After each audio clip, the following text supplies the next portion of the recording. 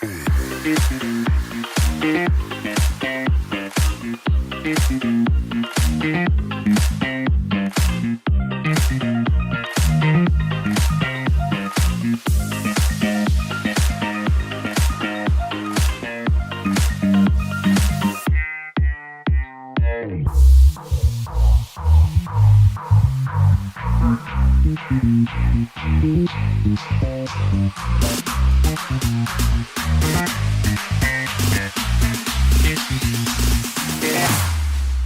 we go now.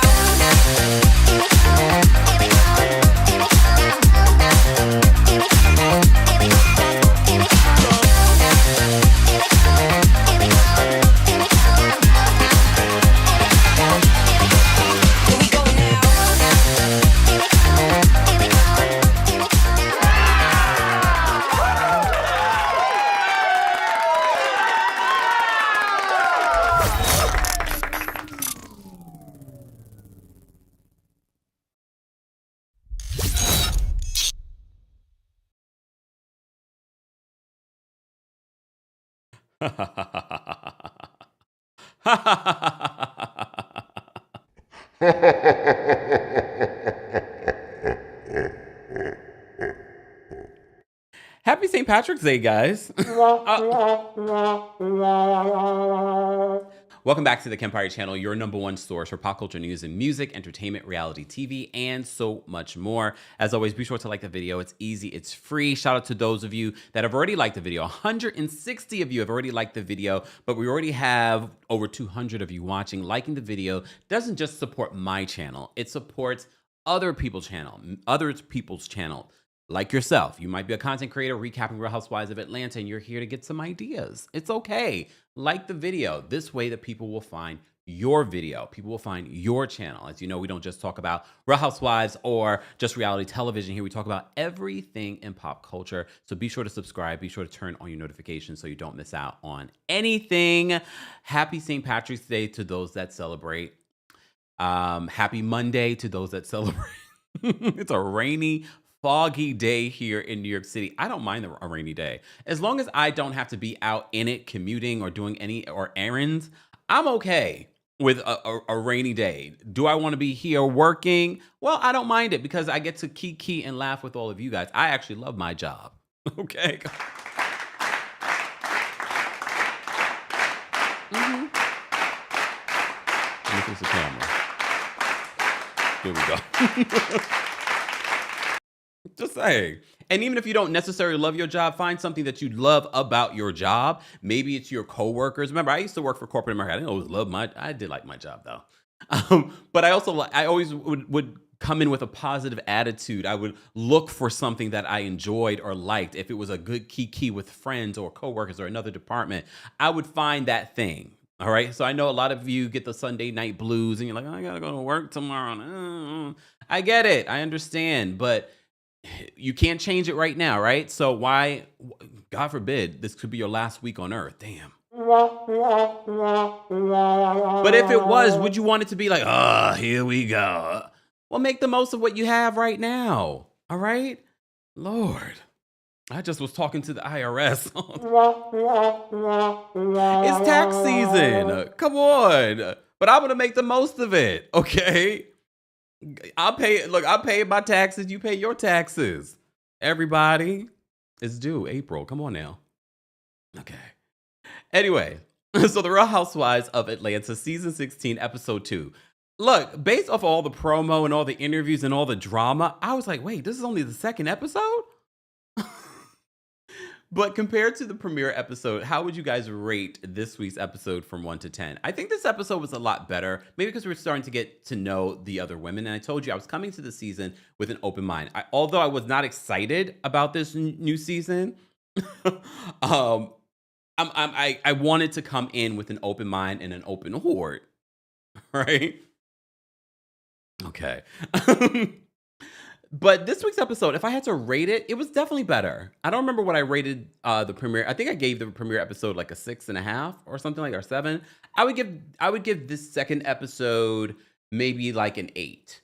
I thought the second episode was better. Will this hold me for the rest of the season? We'll see. Again, if you follow me on Twitter or on Blue Sky or X, whatever you want to call Twitter, I said Bravo's going to regret keeping Kenya Moore in. Look, I am not justifying anything that Kenya Moore did this season to Brittany Edie at all. We went on a whole conversation about what Kenya Moore did. But I said, I mean, she wasn't around enough for them to have to keep her in. Again, which also said to me, like, does this mean they don't really have a lot? The fact that they kept in the Kenya stuff, or did they keep the Kenya stuff in because it was all over the blogs and Team Toro be even more upset if they edited her out? It could be a combination of all of that, okay? But having Kenya there, be active, give the Kenya energy, it is sort of like, damn, so we're not going to get the rest of the season. We're not getting Kenya more confessionals. Just the fact that Kenya is giving us interesting conversation and shade in these scenes and no confessionals, it does stand out to me. If you're Team Toro, if you're not Team Toro, maybe you're not even a fan of Kenya, but having Kenya there, it's sort of like, we have her, but we don't have her. We have her, but we don't have her. But okay, we'll get back to the Kenya. So, Shamea's birthday party. I did just literally watch the Entertainment Tonight got a tour of Shamea's $9 million home, because apparently that is, everyone says, we want women of money and luxury, and that's never important to me. Yes, I like seeing the luxury. I love a home decor. Okay. I love looking at people's homes. But the emphasis on, oh, they have to have money, they have to have a big, beautiful, expensive house. The emphasis on that, for me, it's getting a little like tired, because yes, we want that, but what we really want is someone that's entertaining. And I'm not saying that Shamea isn't. What I'm saying is everyone's focus. You keep saying, oh, we want the money, we want the money. No, you want to be entertained. You want big, funny personalities. Not just the big luxurious lifestyle. There are plenty of people with big luxurious lifestyles that are boring. So let's kind of get away from saying, oh, we want these exactly authentic, as Realistic Mother says on TikTok. We want to emphasis on that. I just want to say that. But I did get to see Shamea's home. Yeah, it's a big, beautiful home. Okay. All right, let me start off. So we're at Shamea's birthday party, which Shamea said this was like the first time she's actually had people had a party in the home, which to me was sort of like, yeah, she's a Taurus. Makes complete sense. Oh, I meant to someone posted all of their astrological signs, and I wanted to talk about it, but I don't have it with me. But I wanted to talk about, we could do this at another time, or maybe a separate live, like our casual lunch lives that we've been doing. So stay tuned for that. Dina says, I like Charles Oakley. We need more of that. I think people are going to judge Charles Oakley harshly. And rightfully so, if you know his basketball career and the drama, blah, blah, blah. I feel like there are a lot of y'all in similar relationships, and y'all don't judge y'all relationships the way y'all judging Angela and Charles. For me, I kind of look at them like, I can see them as two equals. Like, we'll get back to them. I want to stay focused, because we do have that scene with them at home. All right. So, as you know, last week's episode of The Real Housewives of Atlanta ended with Porsha confronting Drew about her relationship with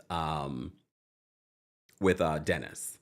Dennis is so thirsty. I saw Shamea on Watch What Happens Live last night, and she was talking about he recently reached out to her about doing a movie, because apparently now he's into movies.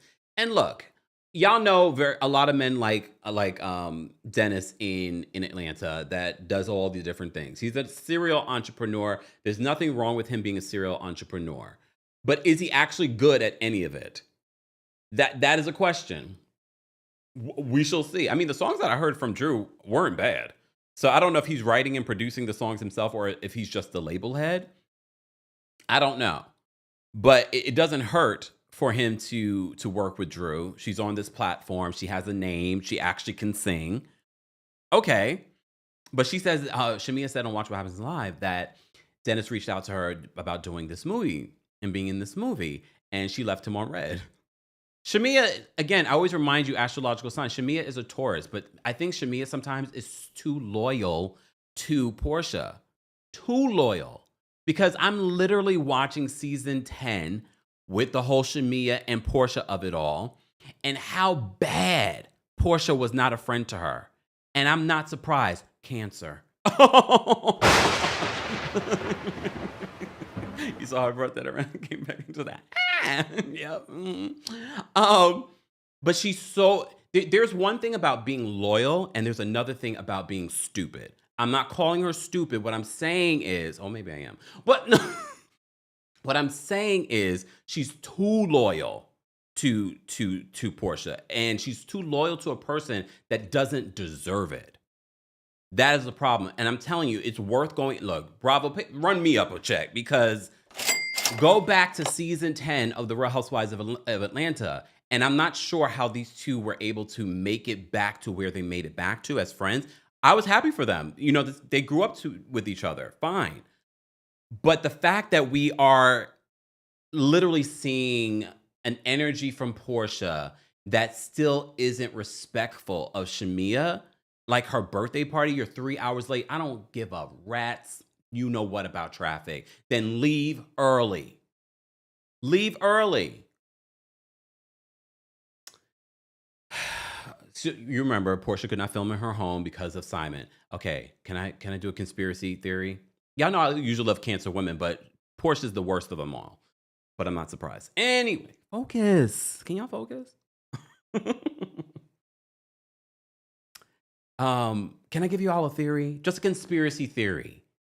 As I was watching this, I said, I don't know if this was just perfect timing, but I said either NBC Universal, Bravo, or Porsha, or Phaedra.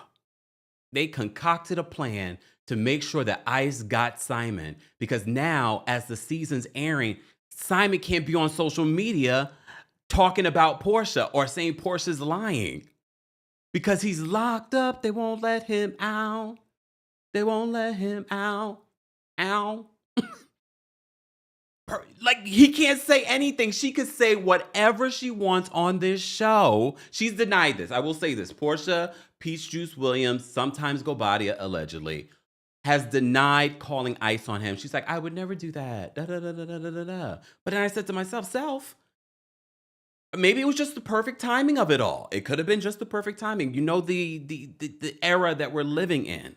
Okay? But whoever, if this was really a concocted plan,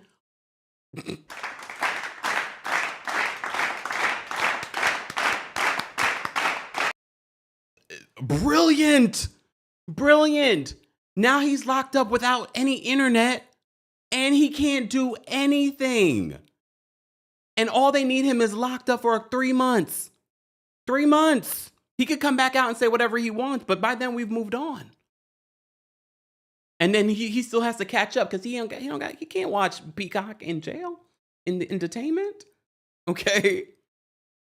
So he can't say anything right now. That was just my conspiracy theory. Just the way April says, not Jesus be a visa. Who said that in the chat? Thea said, whoo-hoo, concocted plan. I had that thought watching the second episode. I said, especially hearing what Portia's been saying about him, the scene that she filmed with Kenya later on in this episode, all the things that she said about Simon, because you know, if Simon wasn't locked up, detained, whatever, she talked about the private, okay, I'm jumping around. It's my review, whatever. She talked about the plane being surrounded by police.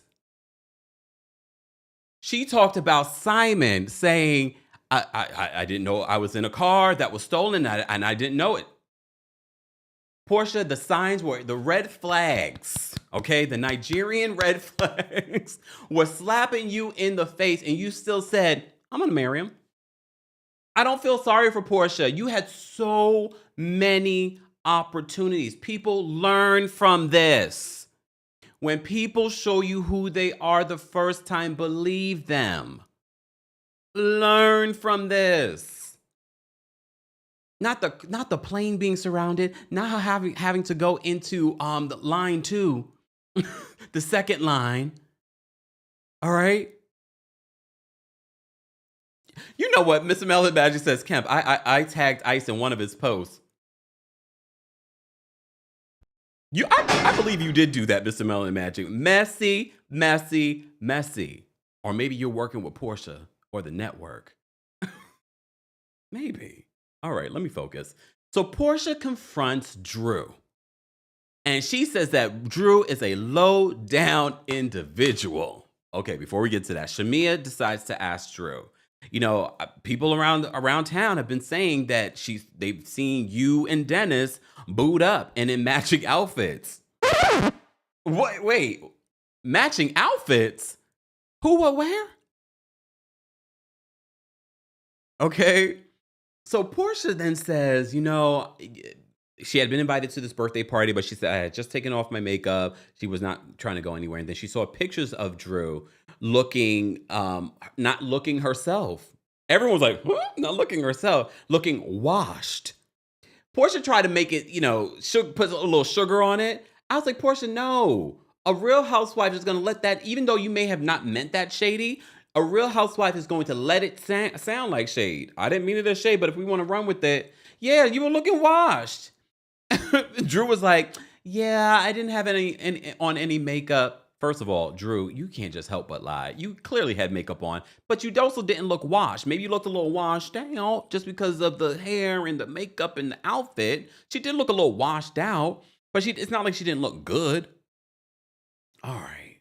Hold on. East Awesome. Hold on. Where did your comment go? East Awesome says, what the hell? Cancers are great friends and loyal. Come on. Not my experience. Not my experience, but okay. We'll run with that. Everyone chime in. Not my experience, but okay. If that's what you want to say, if that's what you want to believe. Now, a Taurus, we're seeing it clearly, but maybe we're sometimes too loyal, Shamea. So Shamea brings up the fact that the word on the street, people are talking about Drew and Dennis's relationship, that they're looking booed up, okay, in matching outfits, okay? Porsha talks about reaching out to Drew because she was looking washed, okay? Porsha says that she doesn't care about Drew and Dennis having any sort of relationship. She says, according to Drew, in regards to their relationship, she says that Dennis reached out to her because after she had hosted after Tamar Braxton's, she had opened for Tamar Braxton and she hosted this event. And that's when Dennis came to her with a professional pitch. Okay. Dennis came to her with a professional pitch about doing music with her. This is Atlanta. Okay. And I know people have said she could have worked with this producer. And she said in a later scene that she's worked with some really, legends in the business and it didn't work out for her. There are so many producers in Atlanta that aren't necessarily legendary producers, but are great producers. Atlanta is the mecca, okay, of music. Specifically like the type of music that she's trying to do, R&B music.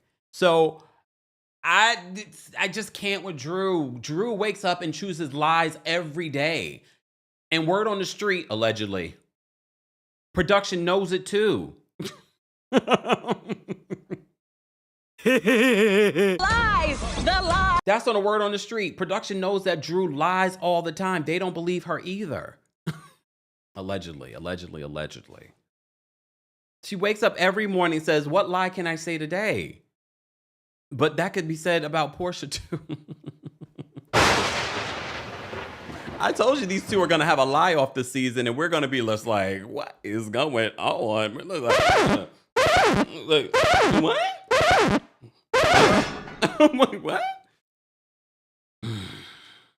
All right, moving on. So she said he presented her a professional pitch. Okay. I wonder what that looked like. But okay. Dennis told Drew that he had told Porsha that he was going to be working with Drew. Drew at some particular point says that, Dennis has been my angel on earth. Okay. And everyone is just reacting. Remember, this is in front of the entire group. So everyone's reacting. I'm looking at Kenya. I'm looking at the newbies. And everyone's just like, Drew, what are you saying? What? Angel on earth? Kelly's just like, girl, Kelly can't understand how Drew is so calm. because Porsha is just coming at her and saying, "You are a low down, dirty individual." Kelli can't understand. In her confession, she's like, she's just so calm about it. She's not denying anything. She's not saying, "I did not sleep with your man." Porsha says she doesn't care if they are together. Okay. Porsha asked production, "Can we break the fourth wall?" And they're like, "Break it." Okay. So she's broken the fourth wall a lot in episode 2 of the Real Housewives of Atlanta, Porsha. All right. Um, Apparently the song that Drew recorded was something that Dennis wrote that was about him and Porsha. Okay. So Porsha then goes to say that Drew is a low down, dirty individual. She claims that Drew was trying to film with Dennis behind her back. So here's the thing, because Porsha is not making a complete sense. Because exactly are you mad about? Are you mad about her filming with Dennis, or are you mad about her doing the go naked photo shoot? Maybe she's mad about both. Could be. So she says that Drew is doing all kind of sneaky behavior behind the scenes. And here's the problem. I get where Portia's coming from. Because remember, Portia's coming into the season thinking that she's going to be Mrs. Simon Gobadia. But that plan has turned around. All right? So she might need Dennis to be a part of her storyline. She might need Dennis to be that man in her life as a part of her storyline. So I can see her being upset and annoyed by Drew trying to use him as her storyline and film with her. But there's the other aspect of, yes, I don't want my baby's father to be on this show. I don't want him to have this platform. God forbid something happens with us and he's going to say all kinds of crazy stuff on camera. She doesn't want him to be a part of the show. I get it. I'm not mad. I'm not mad at Porsha for feeling. Porsha is not able to really explain herself in this particular moment. They show multiple confessionals about her reaction as to why she doesn't like that Dennis might be filming with Drew. And production was sort of like, "Are you mad because you're so close with Porsha?" And she's like, "No. It ain't even that deep."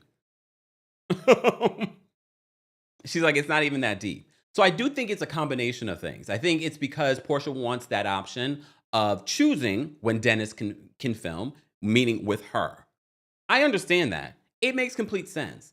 It also makes sense to me that Drew would do something like this. I told you, go back to when Candace was talking about Drew on Real Housewives of Potomac, and she wouldn't get into the details of what Drew did, but she said Drew went behind her back and worked with someone, I guess within her team. She didn't get to the details, so it's hard to decipher. What I deciphered was the fact that Drew can be underhanded.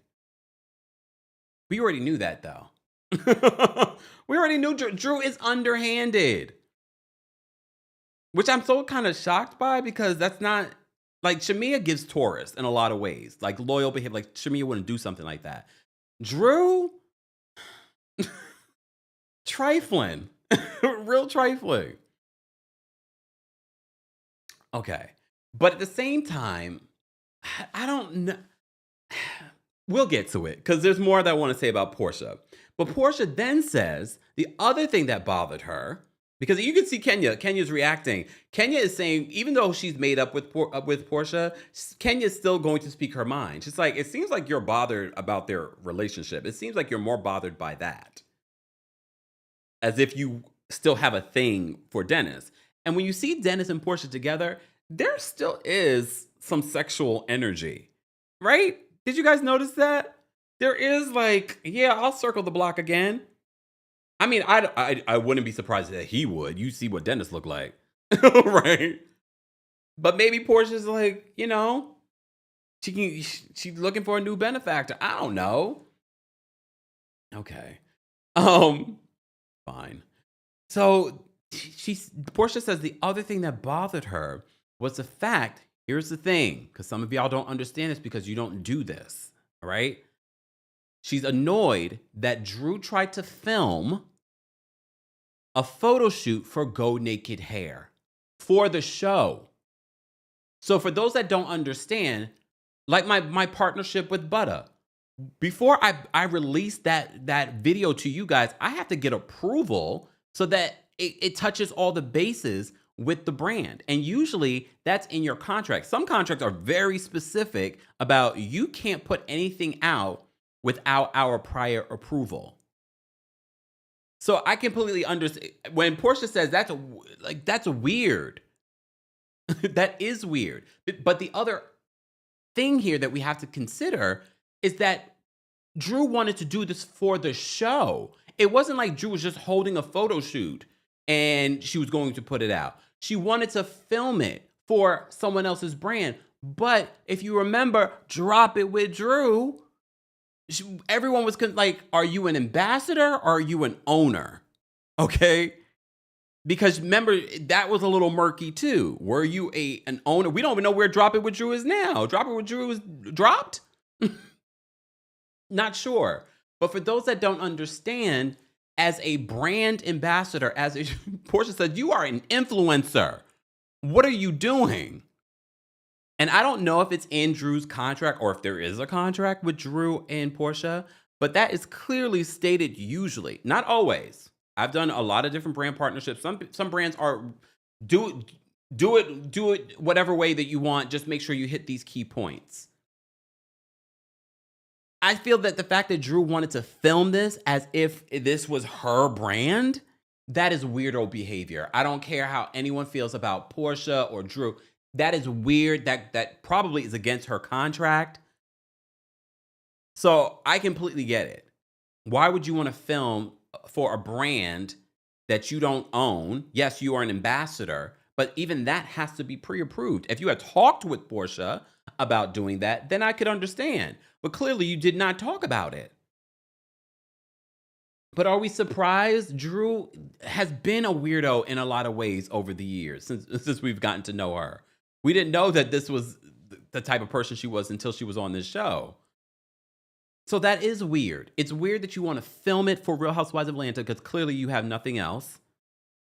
That's probably, this is what it's giving. Drew has nothing else, so she's trying to film with now I believe everything. That you were trying to film with Dennis behind Porsha's back, and that you were also trying to film for a brand that you don't own. And the person that's on it, again, maybe if the person wasn't on the show, I could understand. But the owner is on the show and you did not get prior approval.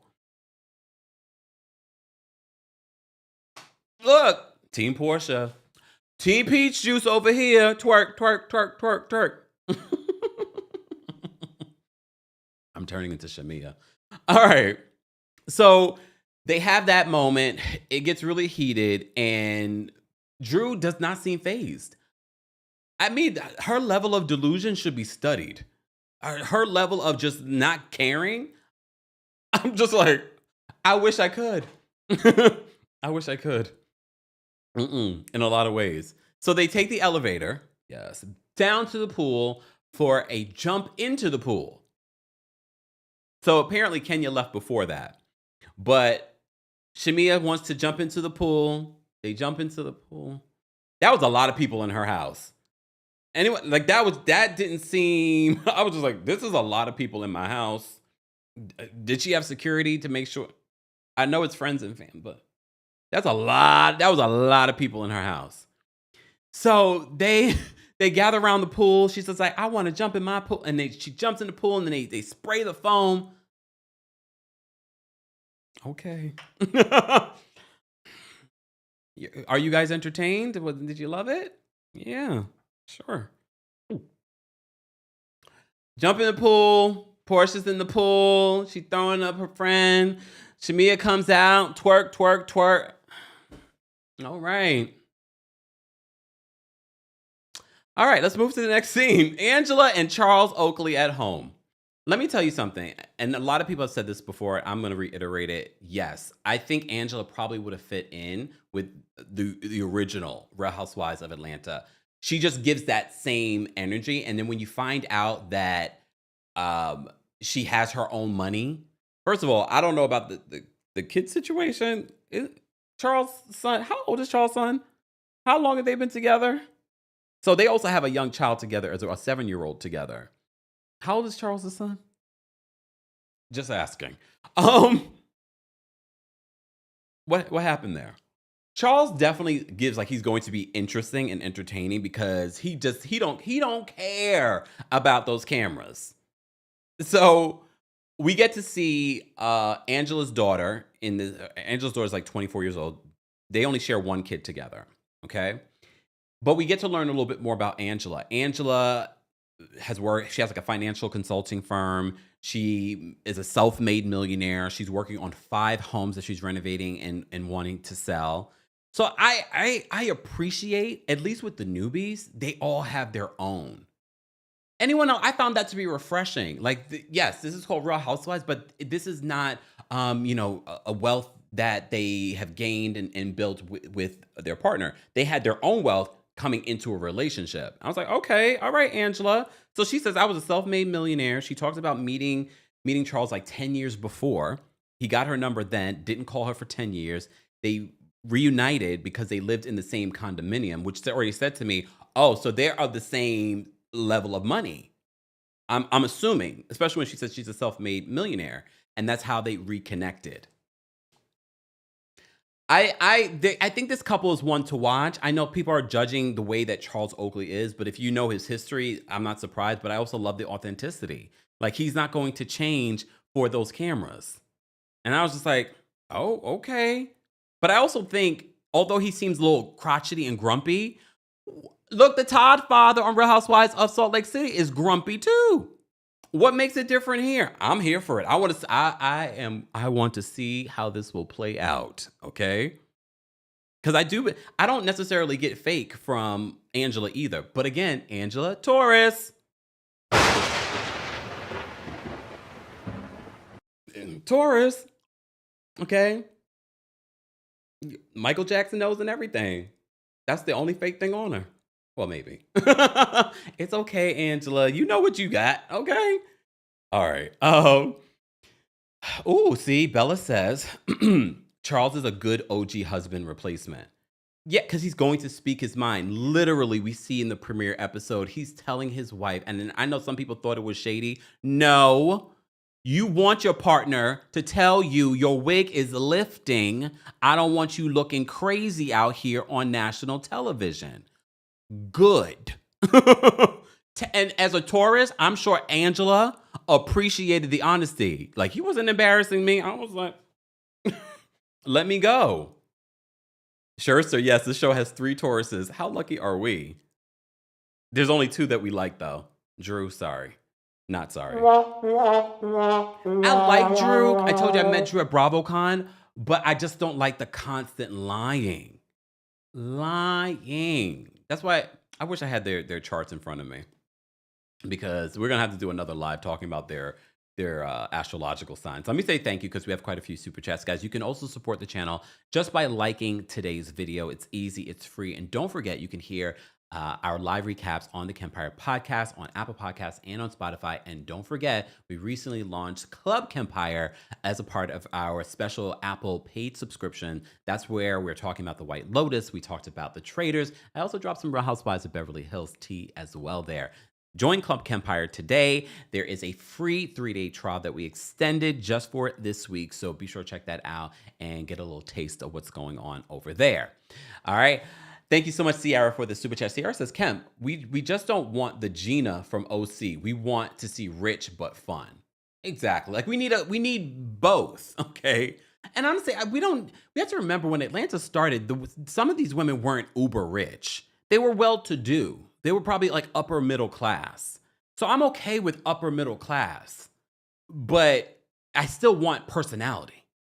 Thank you, Sierra, for the super chat. We appreciate the support. The Girls Club, thank you so much for the super chat and for being a member. She says, when I heard that Simone was Simone. Do you mean that on purpose? Simone was detained. I, for one, thank God that he wouldn't be doing this messy recaps.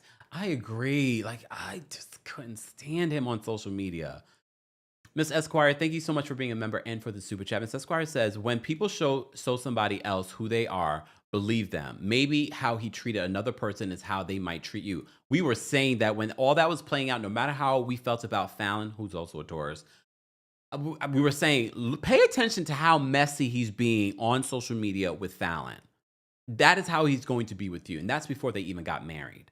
Delon, thank you for so much for the super chat and for being a member. He says, I may have to cap cap for Porsha. People aren't understanding towards Porsha because of her past. They're choosing not to be objective. Drew is sneaky. Exactly. And this is why I say be team yourself, because these are the moments where, yes, we don't necessarily love Porsha or what Porsha has done in the past. However, she has some points. Why are you filming with my baby's father? This is not just my ex. And look, and shout out to Cynthia Bailey. Cynthia Bailey, and I've said this time and time again, people love to say that Cynthia is boring. No, she's not. Especially when you look at her confessionals over the years. Her confessionals, just narrating what's going on in this group, I'm like, okay, at least this is sort of like a throwback to what we love about Atlanta. We still got a little bit of that, but can you imagine if we also had Kenya's? No matter how you feel about Kenya, can you imagine Kenya's reaction to the Porsha, the Drew of it all? Okay. So I'm sort of like, I want both. I'm greedy. Fine. I'm a Taurus. Give me it all. Like I want Cynthia's reactions. I want Kenya's reactions. Elizabeth RN, thank you so much for being a member and for the super chat. Elizabeth says, I think Porsha sees herself in Drew a little. Like lying? You think? I wonder. Ariel, thank you so much for the super chat. Ariel says, Drop It with Drew was a brand ambassador thing. The gym she was going to is a part of another guy's brand, whose gym I went to in Oklahoma as well. His name is Travis Garza. I think we found that out back then when we were trying to decipher what exactly is Drop It with Drew. But remember, the cast was sort of like, do you own it? Do you not own it? So Drop It with Drew is no longer in existence, I guess. Because my thing is, even when you're a brand ambassador, you don't have a whole like name, like a whole name to the situation. You know what I mean? That'd be sort of like me saying, you know, butter skin by Kempire. You know what I mean? Like they might not. Certain brands might not mind that, and clearly, Drop It with Drew, the brand did not mind that, but it's still kind of weird. RC, thank you so much for the super chat. RC says, Drew is extremely talented, but the way she moves tells me why she's not more successful in the industry. There we are. And there it is. Thank you, RC. There it is. And that's something I've said over the years about a lot of your faves. I never tell you the specifics, but I tell you, if you knew how they do business behind the scenes or how their team does business, and you always wonder, oh, they're so underrated. And look, there are plenty of people that are underrated and they have fabulous teams behind the scenes. Shout out to Shamea. Look, I'm going to name one because when you have a good example, she's amazing. Team's amazing. She's talented, underrated. But there are plenty of people that have had some success, and you're like, why don't they still have that success? Because their teams are a mess. They are a mess. But you're right. This might be part of the reason. Leah, thank you so much. Oh, I never seen Leah spelled like this. Am I pronouncing it correctly? Leah, thank you so much for the super chat. Leah says, Charles Oakley's son is 11. Previous relationship. Angela Oakley's daughter is 24, and her son, Avon, is 11. Then they share a daughter together. Also, Drew is sneaky. I need Kenya to have a confessional.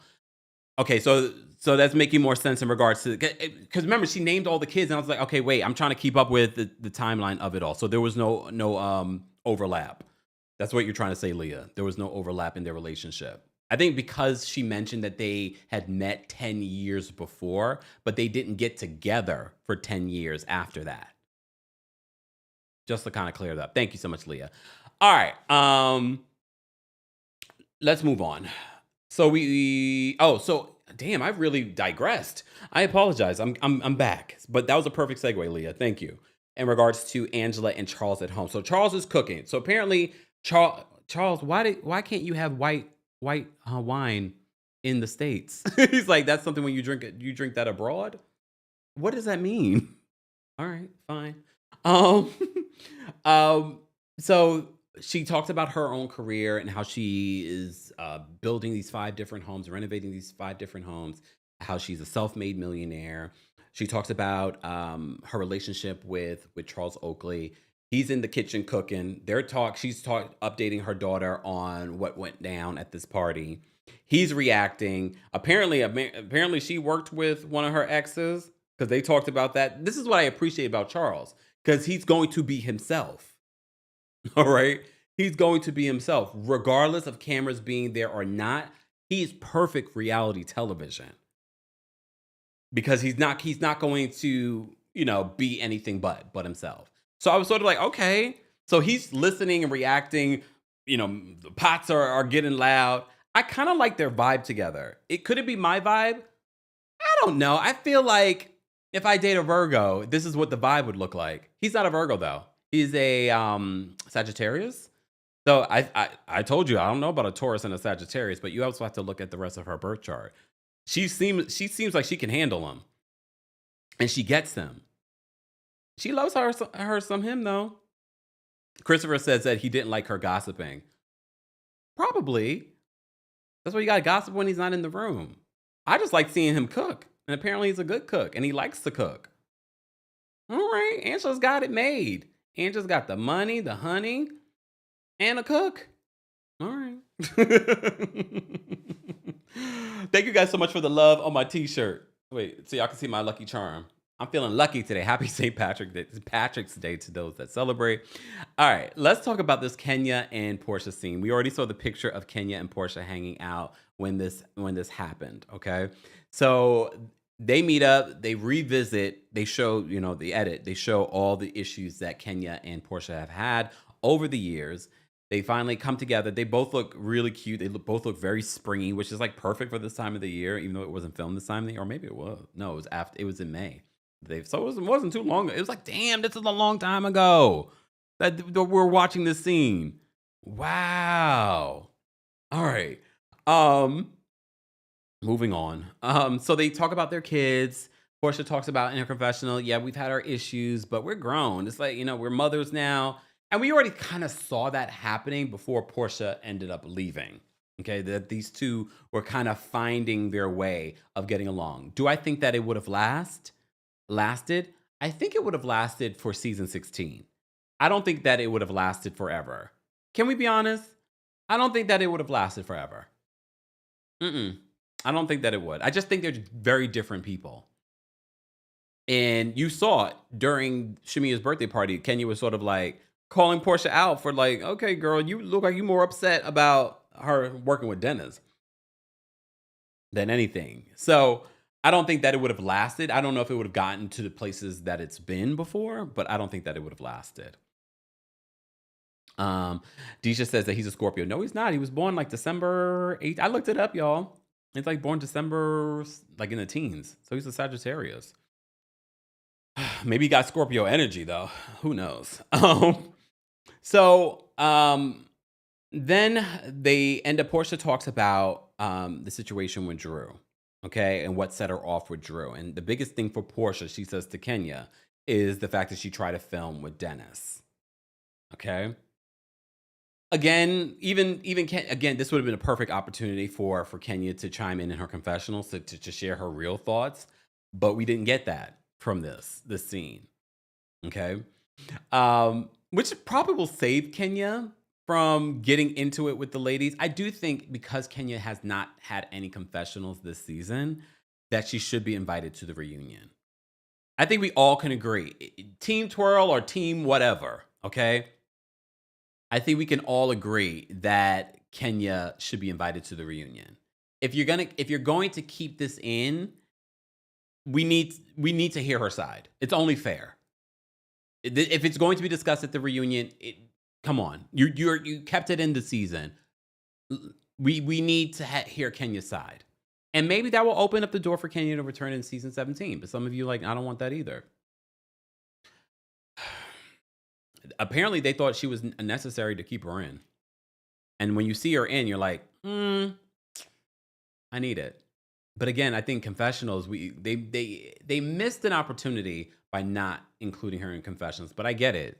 As a former HR professional, it's a difficult situation that you're in. How do I bring you back after this situation? And again, I know they had an investigation. I don't know what the resolution of the investigation was. I think based on what we heard, Kenya did not agree with the way that they handled the investigation. So I don't know if she participated. I don't know if she sat down with them, but we'll see.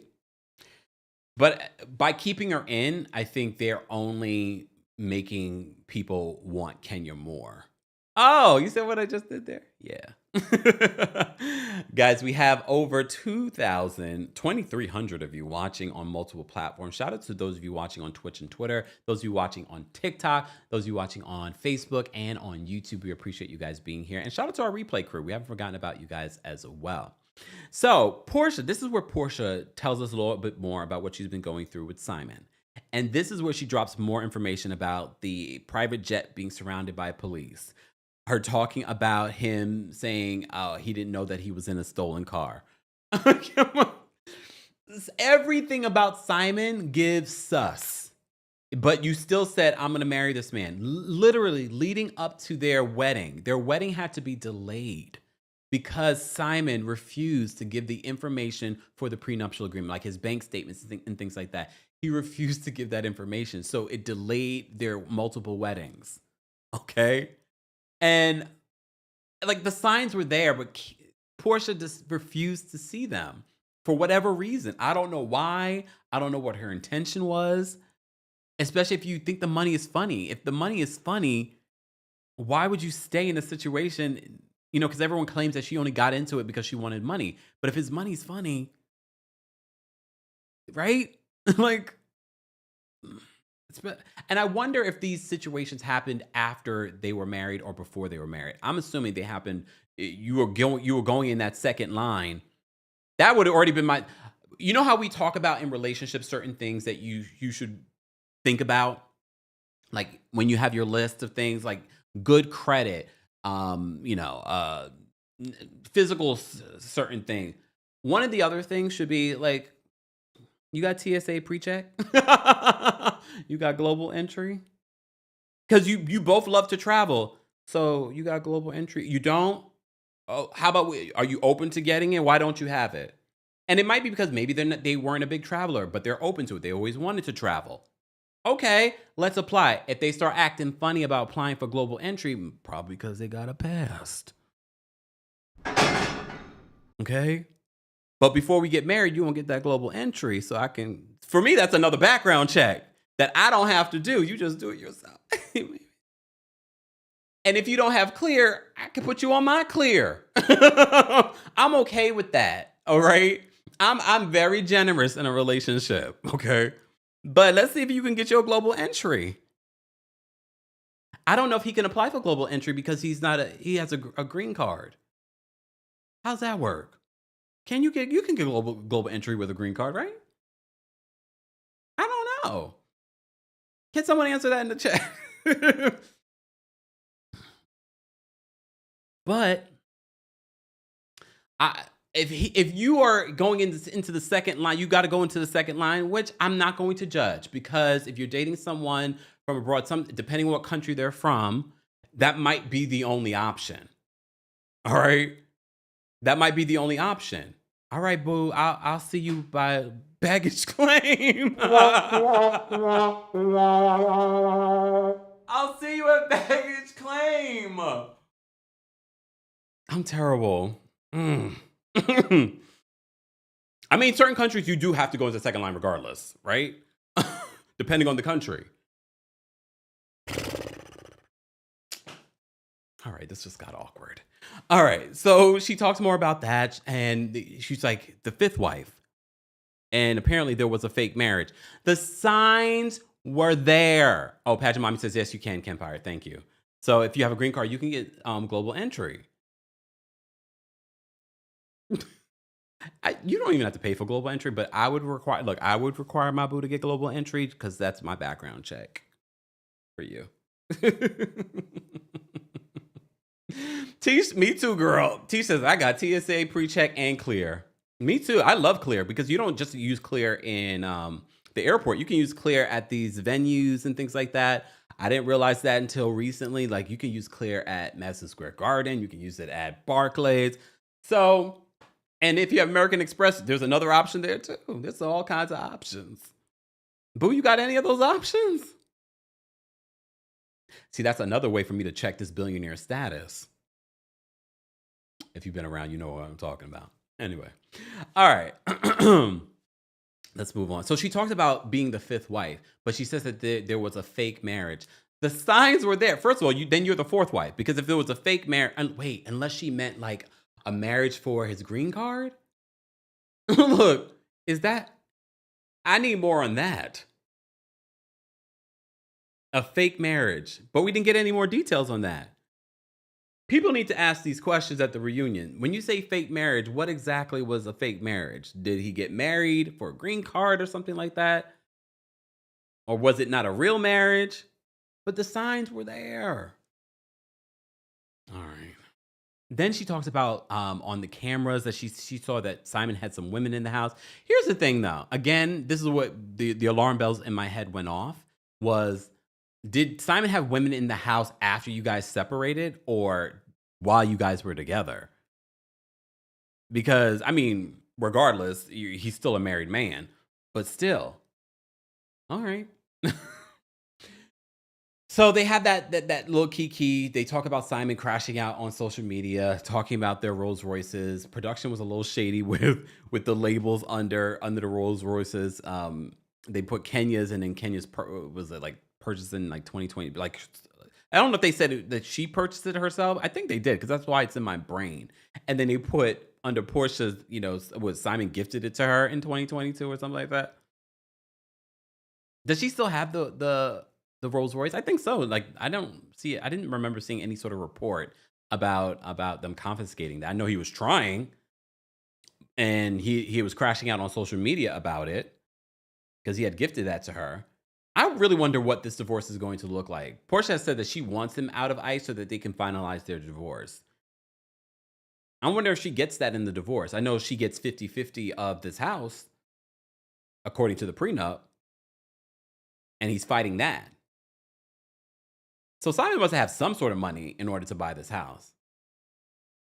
Oh, okay, excuse me. Beauty Stick says, I hold 2 passports. I can pick the queue at the airport depending on my destination and if there's a visa waiver depending on which passport I use. All right, excuse me. Must be nice. I mean, luckily, for most Americans, a lot of the different airports it's usually easy for most of us to get through, and you don't necessarily require a visa depending on where you're going. All right. Okay, moving on. Let's talk about Kelli and her restaurants. But before we get to that, let's talk about my skincare. You all have asked, Kempire, drop the skincare routine. Well, now I am. I am so excited about our new partnership with Butter. I've been following the company for many, many years, and I know a lot of you are probably already familiar with their products. So I've been able to try their products for the last few weeks, and I have to say, I am utterly impressed. I'm not going to go through my nightly routine or my other routines because I have a morning routine, a nightly routine, I have a weekly routine, I have a monthly routine in regards to my skincare. So there is a whole system, but you have to start somewhere. So why not start now? First of all, let me talk about my morning routine. So I gotta wash my face. You have to find the right cleanser, all right? And not all cleansers are made the same. Start with a cleanser, gives me a good lather. Once I'm doing that, another key component to your skincare, don't use the towel that you use to dry your hands or to dry your body on your face. They have these high quality, silky soft towels. You use it once and you throw it out. I love that. It's going to change your skincare routine. Once you're done with that, put on vitamin C. This is a game changer. For those that say, Kempire, your skin is glowing. Game changer, vitamin C. I will also say this, because I've tried so many different skincare products, I can tell quality versus not so quality. Quality so far from everything I've tried. There's also a very key component. And then after you've done your vitamin C, it's time to put on your moisturizer. Cocoa Shea Revitalizing Cream. I love this because I've tried some other companies and I'm not going to name them. Some are too thin or too thick or too scenty. This is perfect. And I do not say that lightly, and I'm not saying that because it's a partnership. I would tell you the truth. If you know me, you know that. Perfect consistency. When I've used this literally today, this woman that I met, she's like, oh my God, you have perfect skin. I can't tell you the amount of times that people tell me that, but but here's the final and key component: sunscreen. Very important. And I love the fact that they sent me the perfect system. Sunscreen, tinted mineral sunscreen, SPF 30. SPF 90 you don't need. I don't know why they sell it, but it is what it is. So we've partnered with Butter, and I hope that you will get you a little something. For those that have been asking, what is your skincare routine? I just gave you my morning routine. Stay tuned for the nightly routine and other things. More information on our partnership is available at butterskin.com/Kempire. All of that information will be available in the description. Thanks, Butter. Welcome back, guys. Yes, someone said in the chat, push forward with T says, Kempire gonna have us buying butter. Why not? Especially in this age of where they're ending DEI at all these other places. Why not support Black businesses directly? And it's the president of Butter is a Black woman. More information on Butter will be available in the description. Get your 10% off there. All right. So Kelli Kelli's trying to open another restaurant. I saw a picture today of Kelli's husband.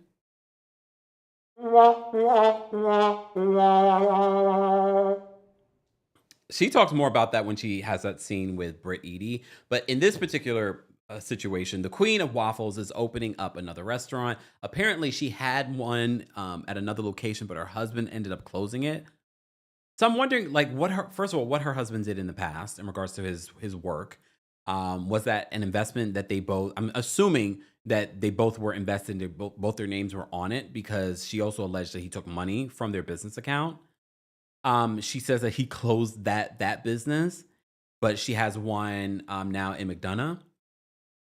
Okay, so she's looking to open up this other restaurant, and her project manager, along with her publicist, are there.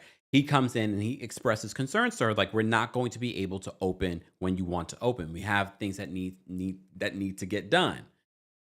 And he's listing all the things that need to happen, and she's like, yeah. And I'm thinking to myself, like, okay, you're talking about your husband stole money from you. You had to sue him to get the money. This is later on in the episode. You have all your kids. You don't necessarily get support from your husband unless it's court ordered. Like, how are we paying for all of this? And I get it. Maybe the other business is doing extremely well, but there was something happening here that I was just like, I think Kelli has a tell. I don't know what's like. I'm waiting just to kind of figure out what's happening here, but I'm sort of like, is this going to happen, or is this going to be a situation where the end of the season's here and it's still not open? Because remember, they said July they wanted to open this restaurant, and I'm like, okay, I was in Atlanta in July. I don't know if it was open. And T says, and the 17 bags. So I don't know, but only time will tell. First of all, those of you in Atlanta, is the second location open? You guys could tell me. We have people in Atlanta. Is the second location open? Yeah, exactly, McDonough. I did, because isn't that where Mariah Huck's social media studio space is located? That's the area that is located. She's Real Housewives of McDonough is not Atlanta. That's far away from the city. I mean, it's still a business. Rebecca says no, it's not open. Oh, Jean Grey on TikTok says no, it's not open. Anyway, I was too focused on the project manager being fine. And I was like, well, girl, sometimes what you had in the past, if it wasn't the best looking, what you upgrade to. But again, this is her project manager, so she probably shouldn't do that. Fine. But I was like, he's fine. That's all I could care about. So we had that scene with Kelli at her restaurant. Apparently, there are some issues before she can get this place open. Basically, people are saying that it's not open yet, and she wanted this to open in July. But again, if you know anything about the restaurant business, it's not easy. First of all, getting it open and then keeping it open. Look at Candy's restaurant in Blaze. That's closed now. The restaurant business is not easy. Here in New York City, there are thousands of restaurants that open and close all the time. All right. What? Panthera says the PM is Don Juan's man camp. Really? Okay, Don Juan. How you doing? Allegedly, I'll say, because I don't know for a fact. That's what Pantheta says. The project manager is Don Juan's man. Okay. All right. Now y'all dropping tea in the chat. Okay. All right. All right. Let's move on from that scene. I don't want to focus on scenes that weren't that great. Speaking of not that great, Brit's scene with her husband. He's always giving the screw face to the camera. Anyone else notice that? He's always giving the screw face to the camera. He seemed crotchety, but not in a good way. See, that's a perfect example. What we see with Angela and Charles Oakley, he's crotchety like the Todd father, but with Mike, he's crotchety in another way. Like, why am I here? Why am I with you? So Britt gives us an update on who she is. This was like her introduction to us. She's in insurance. She has her own insurance business. That's how she met her husband.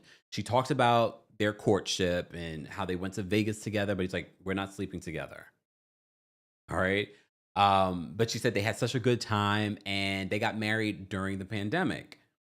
Well, good for them. There are a lot of people that got with people during the pandemic and they're not with them anymore. After everybody was outside again, a lot of those relationships ended up breaking up. So shout out to them that they still have kept it together. He just seems so mean every time. He's just mean mugging, but he could just have resting, B face. Always mean mugging.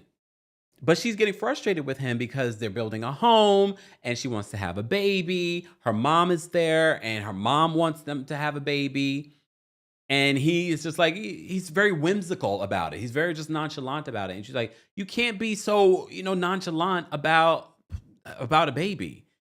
Do you think he doesn't want a baby? Like, that to me is the question. Like, do you want to have a child?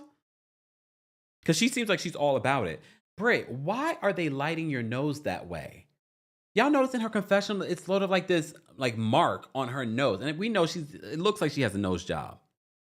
But there's like a shadow on the top of her nose. Every time I see it, I'm like annoyed by it. I'm just like, why? Who did the makeup and like the light? Like, I hate it. Amanda says he don't like her.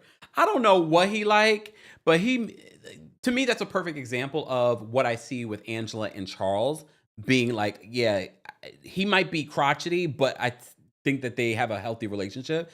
But I'm looking at Britt and Mike, and I'm like, he look mad to be there.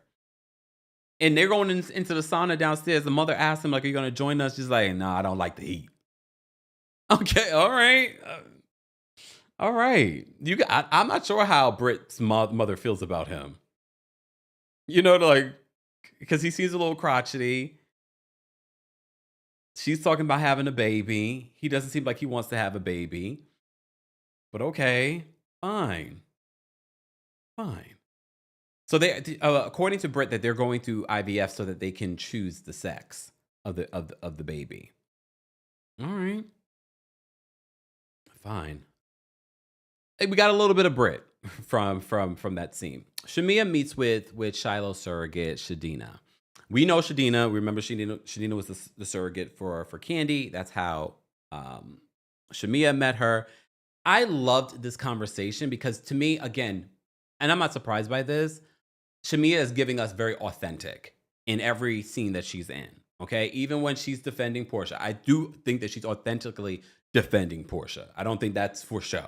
Okay, but this scene, because they're meeting at, I didn't know that Shadina had like an actual surrogacy business, and in that business she works with Dr. Jackie. Dr. Jackie and her are partners in the surrogacy business, and I forgot that's how Candy got connected, was through Dr. Jackie.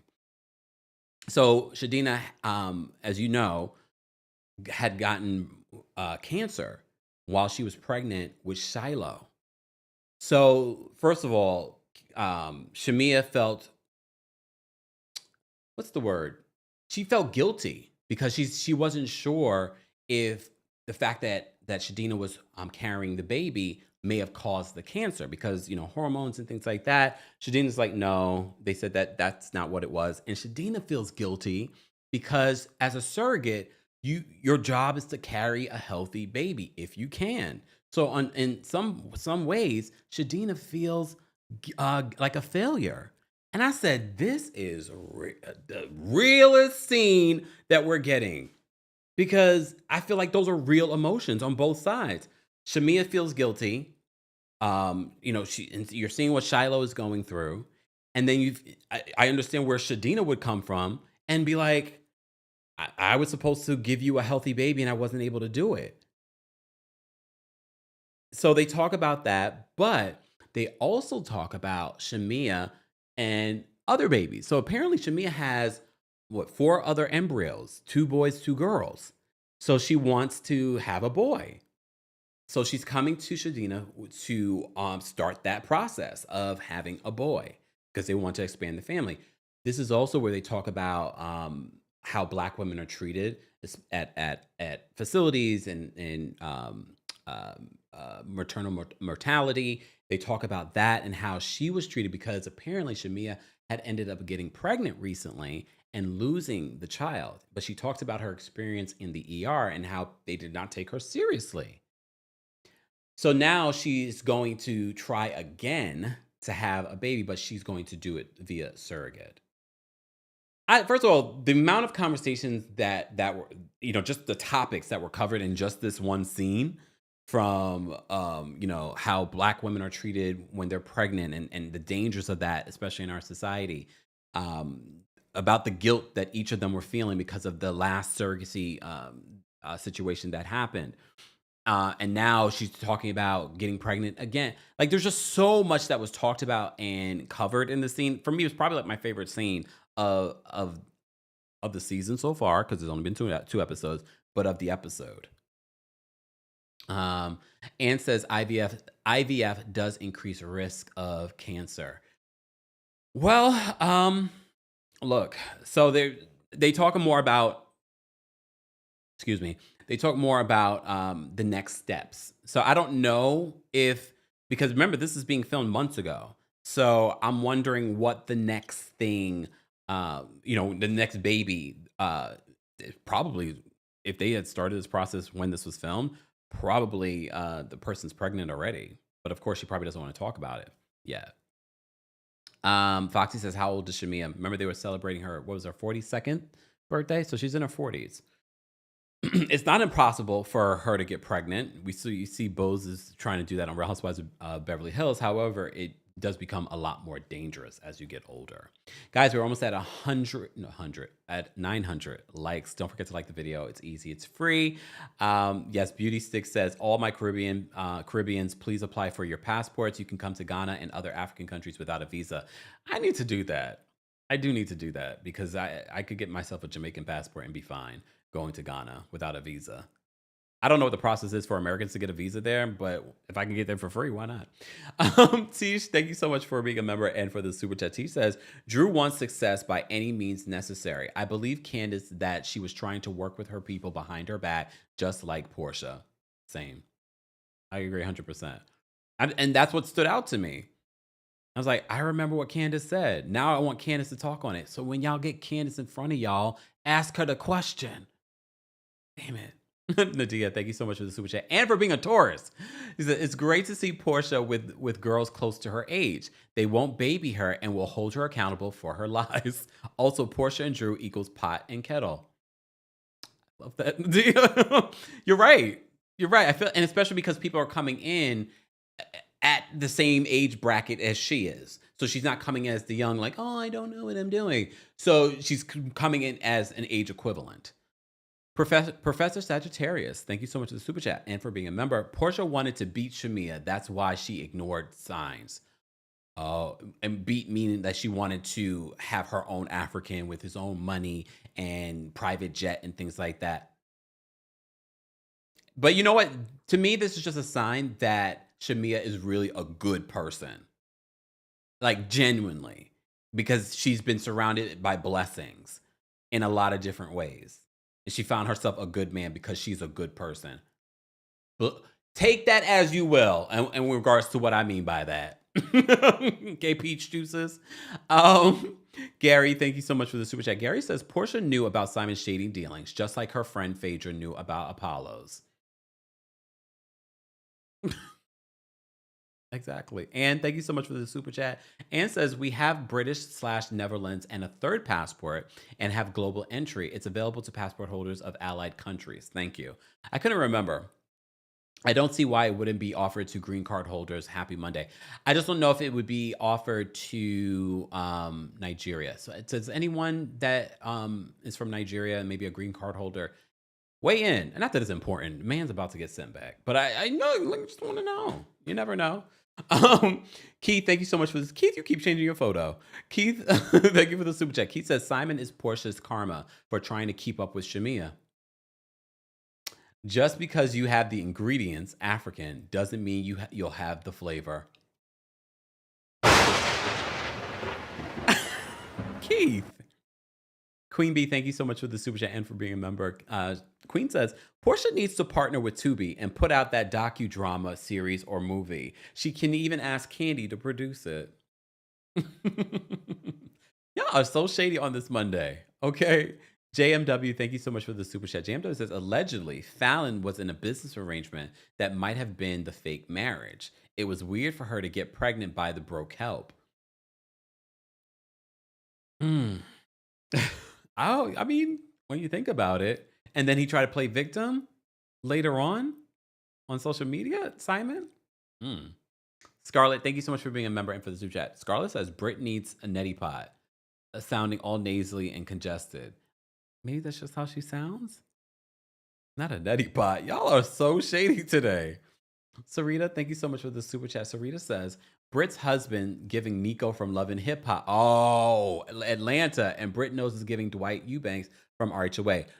Formerly, okay? Because Dwight had his No 6 on Botch. And he looks great.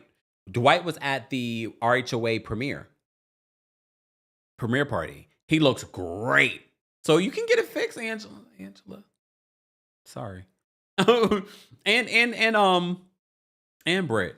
You can get it fixed. That's why it's kind of like, don't mess with your face. I mean, you can mess with your face because every once in a while they'll get it right, but do you want to risk it? Look at Demi Moore. Look at Brad Pitt. I know you're probably thinking, what? Yep.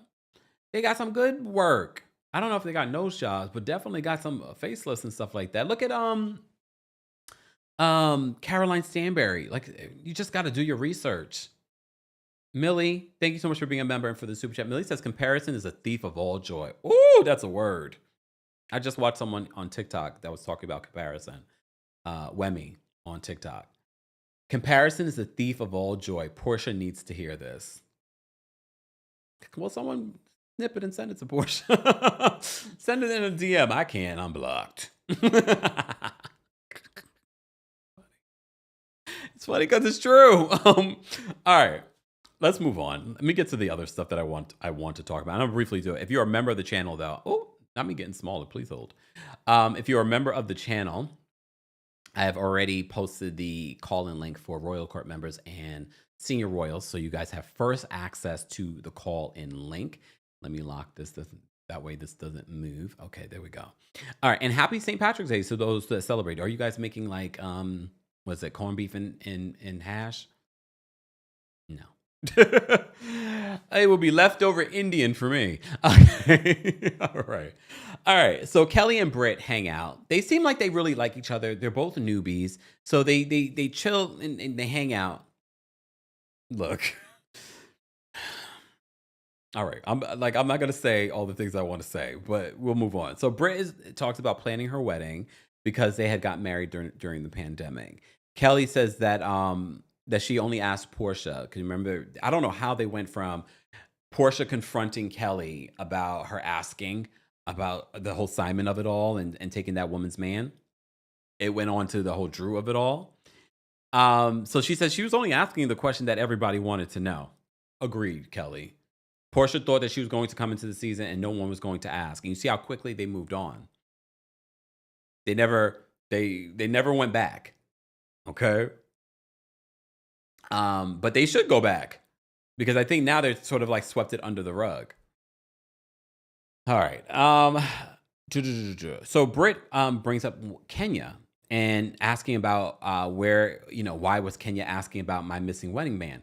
And when they replayed the scene, I don't think it was that big of a deal for Britt to bring it up again later. You know what I mean? Because again, I said this last week, I'll say it again this week. I thought she was just engaged because I'm used to seeing a wedding ring with a wedding band. It's not shade, it's a question. And maybe it came across like shade from Kenya, fine. But I'm glad she asked because I was sort of like, "Eh, where's the wedding band? Are you guys married? I mean, it's a beautiful ring, but I'm used to seeing a wedding band with an engagement ring or just a wedding band. I'm asking a question, okay? And the fact that she brought it up, I was sort of like, um, okay. Why are you so bothered? But remember last week we were talking about how the timelines are not timelining?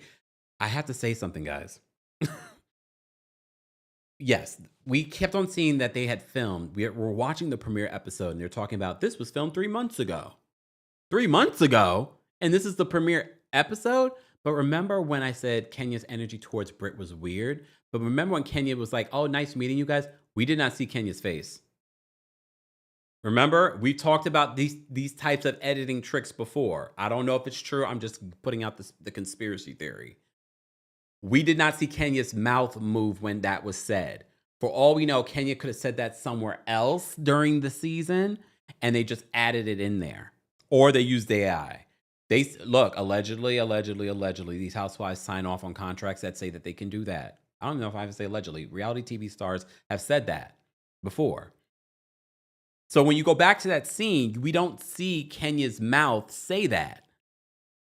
And I already told you, the energy between Kenya and Britt was giving like they had already met and they weren't liking each other. So I was like, wait a minute. And again, they were filming for 3 months before. Like they were already filming 3 months before. But I told you, filming when Kenya left, literally, they had only been filming for 3 weeks that we knew of. So something's not right with the timeline, okay? I'm just pointing it out. Something's not right with the timeline, especially because I think next week or the following week might be our last time seeing Kenya on the show. Okay. Shanti says, I doubt production would do Kenya any favors. It's not necessarily a favor to Kenya. It could be them when it comes to the timeline of things and editing Kenya out or editing Kenya down. So it benefits them to make it seem like, oh, well, no, Kenya just met her. Because we're only going to keep Kenya in for a certain period of time. So it works to their benefit, not Kenya's benefit. All right. So they talked up. Britt brings up Kenya. I was like, But then again, her bringing up Kenya made me go like, I feel like something more happened. But maybe we'll never know. All right. Then Kelli confirms that her ex. So we find out more about what went down between Kelli and her ex-husband, her now ex-husband. At the time of filming, I don't believe they were even divorced yet. I believe it was right at the end of filming or after filming that they ended up divorced. Okay. All right. Royal Court members and senior royals, I've dropped the call link for you guys. Team Kempire members, I'll be dropping the call link for you guys shortly. Okay. All right. So Kelli brings up the fact that her ex cheated on her. If you see the picture of the ex, but it always be the ugly ones. So she says that her ex cheated on her. She also said that he took $500,000 out of their business account. She had to sue him. She didn't say whether or not she got that money back, though. All right. She didn't say that she was able to get that money back. Okay. For some of you that are looking for the call-in link, you might be a Team Kempire member because it's definitely posted for Royal Court members and above. So if you're a Team Kempire member, I'll be dropping the call link in a second. Okay. All right. See benefits. All right. Shout out to our Royal Court members and our senior royals. We appreciate your support. We appreciate everyone's support, but you get first access. All right. And we already have some of those members backstage. Hey, Miss Bernice. Hey, Shayla. Hey, Cynthia. They're backstage. We appreciate y'all. All right. Back to this. So we learned, okay, this was actually kind of scary. She talked about physical abuse Okay. So she also talked about sometimes that she would sleep in her closet during her marriage. She said that she deserved an award for people thinking that they were like the perfect couple and no one knew what was going on in her house. She said they had to call the police at certain times. Damn. Mm. So I feel like we're going to get a little bit more about what's going on with Kelly. I feel like the Bravo investigators are failing us right now because I need to know more about this man. Who was this man? I'm surprised that we don't know a lot more, but I saw earlier today that on social media that we do actually have a picture of him. We see the side of his face. That's all we needed. I don't know if we could take him full on. Just saying. Come on, I don't know if we could. Set me free. Fuck your flowers. Oh my goodness. All right. Move on. Shamea, Angela, and Drew end up working out together. All right. But before Shamea gets there, Angela and Drew are talking about her working with Dennis and how that came together. And what I can appreciate about Angela, she's going to speak her mind. And that's a Taurus. We're going to speak our mind whether you like it or not. And she's just like, there are so many producers in Atlanta. Why would you work with Portia's baby daddy? All right. All right. And she's just like, Dennis has been such an advocate for me and Ralph's relationship because apparently Dennis and Ralph have a friendship. Do you guys think that Drew and Dennis did anything? I'm starting to think they didn't do anything, but I definitely think that she wanted to use Dennis as a part of her storyline for the season. But I'm still not sure about that. Because I can't believe a thing that comes out of Drew's mouth. All right. So Drew gets emotional. Okay, hear me out. And I'm not saying that Drew can't be emotional about the situation going on with Ralph. That should be an emotional thing. They were together for a long time. They have 2 kids together. It's a messy situation. But he's a fraud too. She's talking about how he's asking for alimony. He's asking for percentages in her businesses. What businesses? What businesses does Drew have? I'm asking because based on what we found out, Drew doesn't have businesses. She's brand ambassador to things. Nothing wrong with that. That's a nice, cute check. But is it he wants a percentage in her business? I guess her enterprise, or whatever. So they both were weird though. They both moved funny. They both were weird. So she gets really emotional talking about how he wants alimony, he wants percentages in her business, he wants child support. That says to me, the way y'all were making it seem like, oh, he's this tech executive and he's making all this money. That says to me, he wasn't making all that money. We all were like, Tommy, what the hell do you do for work? You saw how quickly he had to move to the basement out of his office. I guess he don't need that office anymore. So she talks about that, and then Shamea arrives, and then they talk about the whole situation about Shamea bringing it up. Angela is sort of like, why were you being Portia's assistant by bringing it up? So it gets heated between Shamea and Angela about Shamea bringing it up and being the assistant, Portia's assistant. And in the confessional, Drew is just like, Shamea is Portia's lapdog, which people have said about Shamea for a long time. And I'm gonna have to say, her on Watch What Happens Live was definitely giving still lapdog. The fact that Shamea, when asked about that, could only, like, her defense of being Portia's lapdog wasn't a defense. She's like, well, if I'm gonna be someone's lapdog, I would want to be Kelly's because Kelly's dog. And then she's like, "Ruff, ruff." I was like, oh my god, this is so cringy. Like, I was like, Shamea, no. No, that first of all, that wasn't even a clapback. You just basically doubled down that you are the lapdog. And it definitely was giving that on Watch What Happens Live. You could just defend everything that Portia has said and done over the years, even including they didn't talk about this, not attending her wedding. Season 10, go watch season 10. Okay, you don't have to watch season 10. You can see clips. But Portia was never a friend, ever. I'm trying to find an example when Porsha was a real friend to Shamea. Like Shamea's been a friend to Porsha. And this show is just going to highlight it even more. So buckle up, Shamea. I think you will be nothing but a friend to Porsha, but I can't say that she'll do the same. Jasmine says, Kempire, the barking took me out. I cringed so bad. I had to watch it again before this live, and I was like, God. I'm like, first of all, it wasn't a defense. And I was just like, oh, damn, Shamea. Trying to root for you, girl, but you keep making me cringe. Okay.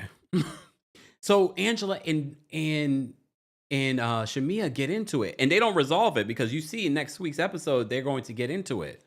We'll talk about that next week.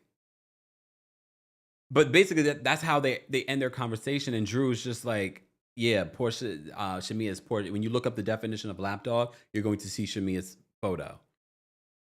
And look, normally, because people love to say that about someone defending their friend. They'll say that about Garcelle on Real Housewives of Beverly Hills. They'll say that about anytime you're defending a friend. I will say this: I don't think there's anything wrong with defending your friend, but what we've seen with Shamea, she will defend every wrong thing that Porsha has done over the years, including things that she's done against Shamea. So now you're just looking like a lapdog. You're looking less than smart. But okay. Logan says, and all that singing. She's trying to push. She's got, okay. Shamea, you're welcome. Shamea has a new single out. Shamea has a nice voice. Shamea has a new single out called Never Had. Have you guys listened to it? What'd you think of it? Tell me your rating from 1 to 10 in the chat. She can sing. I will say though, Drew has better songs. So the songs that Drew has put out, I'm like, okay, Drew, I see you lying, but I still you. All right, let's get to this final scene. All right, so if you are a Team Kempire member, I'm going to drop the call link for you guys as well. Live chat will drop the call link for you guys once we. How many people? Mods, Kings Guards, you let me know how many likes we should get to. We're at over 1,000, which I appreciate, but we have nearly 3,000 of you here. Okay. So like the video, it's easy, it's free. You can even like it on your television. All right. All right. Mixed reviews about the song. Jamaki says she has a happy heart. I like it. Yeah, she definitely seems happy. All right. And she definitely is authentic, which I can appreciate about Shamea. All right. Tiff says, you're a Shamea hater and you're a Kempire hater. Why are you here? This is a review. Just because I don't like everything that Shamea does not make me a hater. It makes me real. Unless you're under Shamea, is this your burner account? Y'all got to come up with something new. Something a little bit more witty. Very much like what I feel like Shamea should have done during Watch What Happens Live when they called her a lapdog. Come a little bit more witty. You're a hater. You're biased. How about we try something else? How about we try something that actually will land and that's actually funny? But keep watching. We appreciate the engagement. Fool. All right, Porsha. So Porsha's with PJ. They're at this place where you can play with all the different things. She's playing with PJ. Fine. Dennis arrives, so she sits down with Dennis. Did y'all notice an energy between Porsha and Dennis? I noticed an energy that was interesting. I don't know what it was, but I noticed an energy. Okay.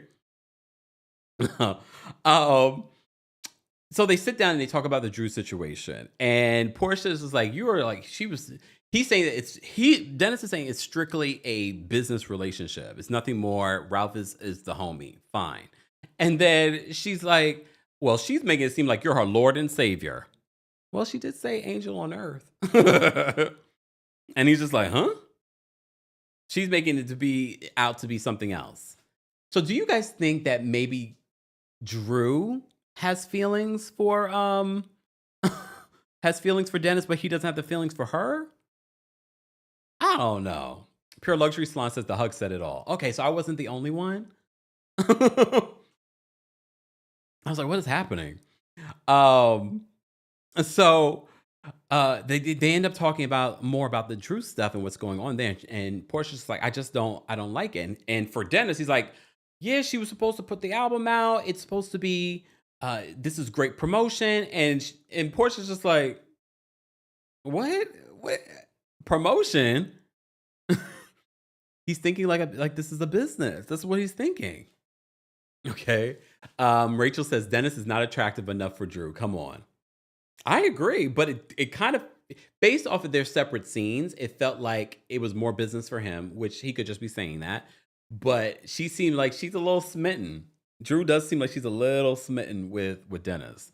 I don't know why, but okay. All right. Um, and that would be a downgrade from, I mean, looks wise, a downgrade from Ralph. But then when you think about Ralph's personality, is it? um, so they talk about that. He says it's strictly business, but Drew is saying it's something else. Dennis says that, Ralph is his homeboy. There's nothing to it. But he's like, for him, it's more business. Like, this is promotion. So Portia's like taken back by that. And the conversation really doesn't lead anywhere because she's like, you're my baby's father. This could complicate things. She talks about more about this in the confessional in regards to how this could complicate things for her. And for me, it makes sense why she would not want Drew filming with her baby's father. Now she has to have him on the show and talk about this. I think it's two things. That she could be using Dennis for her own storyline, Porsha. But also the fact is, if they do have a falling out, there is an issue. Now he's shooting with Drew. He could talk about it with Drew, tell his side. So she doesn't have control in the situation. I don't blame her. But she gets emotional. She gets up and she goes to the back and she talks to production. And she's just like, she doesn't understand why she doesn't get any loyalty. When Porsha had to utter the words loyalty, I said, Porsha, loyalty? You of all people in a variety of situations over the last how many years that we've known you. We're not going to even talk about what happened with the whole Simon stuff. If we just go back to season 10 with your situation with Shamea, when we talk about maybe the current state of your relationship with Shamea, loyalty, you expect loyalty, and you seem like the most disloyal person. I haven't really seen a loyalty from Porsha. And if you remember Portia's family of lies and her relationship with Dennis and how she treated Dennis's mother and how she was ready to nuck if you buck with Dennis's mother, like, girl. So these little tears that she's crying back, away from Dennis, he doesn't, deserve my tears. I did find it funny though when they were in the Rolls Royce and she was talking. He was like, we got the hot mic on. He's like, yeah, a hot mic now, huh? Because he's filming. He's filmed with her multiple times on this show and on the spinoff, so he knows a hot mic. Okay, but she talks about how this makes it a difficult situation for her. I can see that. I can definitely understand where Portia's coming from, but don't come at us with no one's loyal to her. Porsha is perpetually a little girl in a lot of ways. And I think that's why it's hard sometimes for people to kind of look at her as a grown adult, but she's 40 something years old, but her energy is very immature, emotionally immature. Because she didn't get her way, so she gets up, she stomps away. She didn't stomp away, and she's crying in the back. And I wonder if those tears were to make production feel sorry for her. I don't know. Wait, rewind. Back to the scene with Drew crying with Angela at the gym. Sometimes it's hard to take Drew seriously, especially because she lies. Like what Cynthia said in her confessional. With Drew, it's hard to tell. Drew has fibbed a time or two or three. So when I see Drew crying in that scene with Angela, I'm like, Drew is an actress. And I was just like, she could be acting right now. You just never know with Drew because she lies so damn much. But Porsha, I don't know. Maybe Porsha really felt away the fact that he did not see her side of it. But we do see later on that he's filming confessionals with Porsha. So clearly for me, Porsha wanted Dennis on her side to be her part of her storyline. Because remember, coming into the season, Porsha was more focused on, I'm going to be Mrs. Simon Gobadia. That fell apart. And now she's had to kind of pick up the pieces.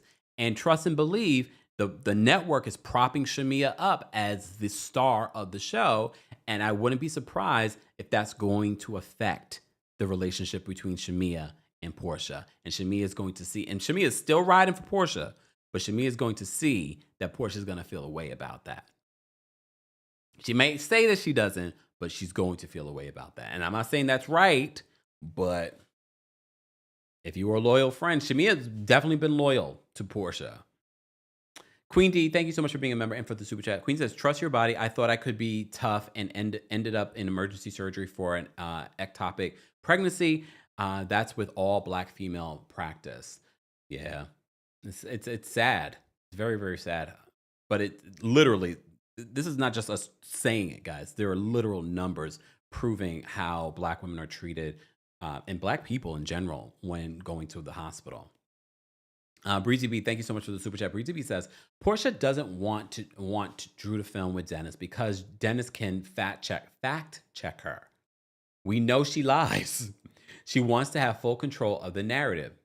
Very true. Dennis was also the star of Porsha's family show. Yeah, he was her main storyline. That whole situation. Vince, thank you so much for the super chat. Vince says, now y'all know Kenya was hazing. Just like Giselle questioned Monique about how many homes she has, it was a shady inquiry rooted in newbie hazing. I definitely think it was a somewhat shady inquiry. I definitely think it was a little shady, especially with the remarks following the ring thing. But for me, that was my initial thought too when I saw it. But again, I'm innocent.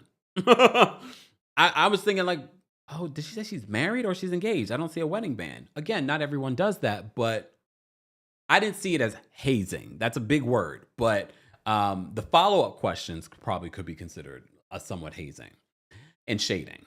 Queen B, thank you so much for another super chat. Queen B says, Brit shouldn't have brought the ring non-moment back up because her husband's behavior and commentary towards her has us squinting and sipping loud. Paralegally exhausted. Love that name. I think I say that every time you comment. Paralegally exhausted says, Dennis loves TV as much as Porsha and Drew, which is annoying to me. Anytime any of these folks come on this reality show like this, I hate the thirst. Thirsty is so unattractive to me. Maybe as a tourist, I hate thirsty people.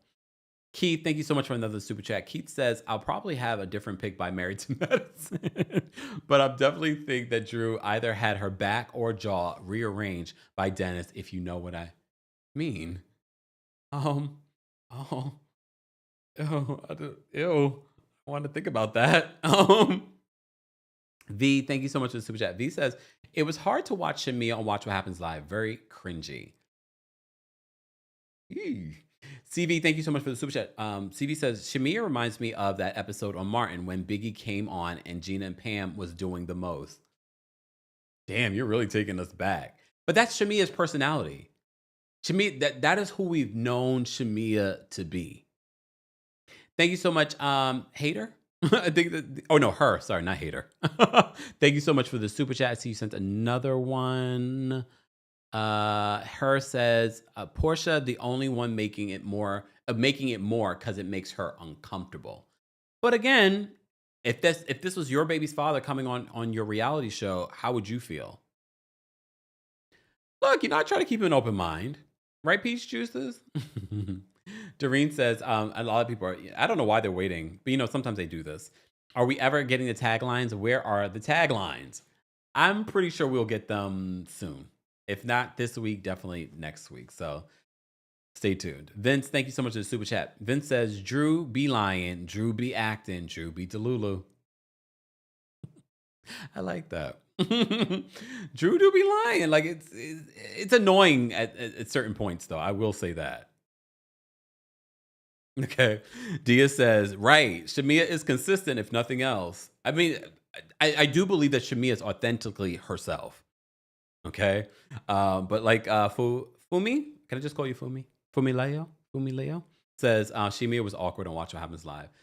I think she loves this moment. This opportunity. I think for Shamea, she's got the husband, she's got the money, she's got the family. But I think for Shamea, she's always wanted to be a star. But even before she had any of the, she's always, you saw her career. She started out in music and she's doing all, she's always wanted to be a star. And this is her opportunity. And please understand, Bravo is going to make her feel like the star. Okay. Especially when we're talking about Real Housewives of Atlanta. All right. Exactly. Bree says, just call her Drew B. Drew B Lion, Drew B Delulu, all of it. All right. All right. I guess we're ready for callers, right? Lord, I've been talking for so long. What time is it? It's already almost 2:30. I gotta be all right, callers. You gotta respect the timer, or I will be dropping you. I can't promise I'm going to get to everyone. Live chat once we get to 1,400 likes, right, mods? You said 1,400 likes. I will drop the call-in link for the live chat. But shout out to our members. This is one of the perks. It's not a part of the perks, but we've made it an undisclosed perk of being a member of the channel. We drop the call-in link for our members on the post tab before anyone else. Members that are calling in, please respect the timer, but also keep in mind the members' opinions, thoughts and opinions do not represent the opinions of myself, the Kempire LLC, our partners, sponsors. Yeah. All right. And everything that they say is alleged. All right. All right. Let's bring up Cynthia first. Cynthia, what did you want to share about Real Housewives of Atlanta? Cynthia, you are muted. Mike, am I right? Do not come in the room. Take your tablet. Oh. Seriously, I have to do a call. Take your tablet, close the door. Where? Take your tablet, close the door. I need. Cynthia? Uh-oh. Cynthia's muted. Cynthia, we'll come back to you, girl. Take care of what you got to take care of. We're going to bring up Miss Bernice. Miss Bernice, what did you want to share? Hey, happy St. Patrick's Day to everybody. What up, though? What's going on? Shamea, what Shamea got to realize is that Porsha was never her friend. She was always more a friend to her. And over the years, Porsha has seen Shamea grow and have the life that she always wanted. So she's never going to back Shamea because she wants what Shamea had. Wreck-It Ralph and his wife, she's using Dennis as a storyline because she can't get Ralph out of the basement.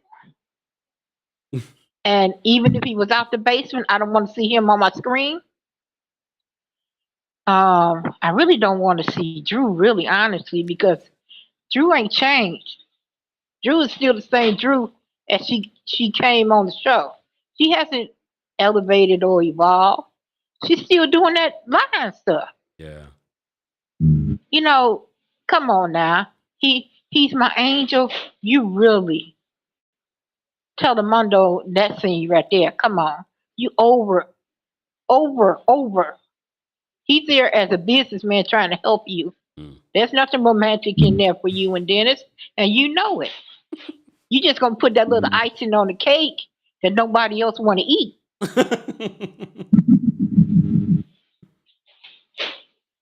Come on now. I don't know that, and Dennis and Kempire, you know what's wrong when you put that little innuendo of them together. To putting that in my brain, I don't need that. No, I don't want it either. I don't want it either. Thank you. All right. Thank you, Miss Bernice. Okay. Bye. Bye. I wasn't the one. Who was the one who said the super chat? Was it Keith? With No, let's try Cynthia again. Hold on, Cynthia. Hold on. Cynthia, what's going on? Hi, Kempire. I'm so sorry. It's okay. It's okay. We understand. As a child of a Black mother, I understand. These kids get on my nerves. Hi, everyone. Sorry, everyone. Kempire, this week's episode was actually better than last week's. Yeah. It was actually better.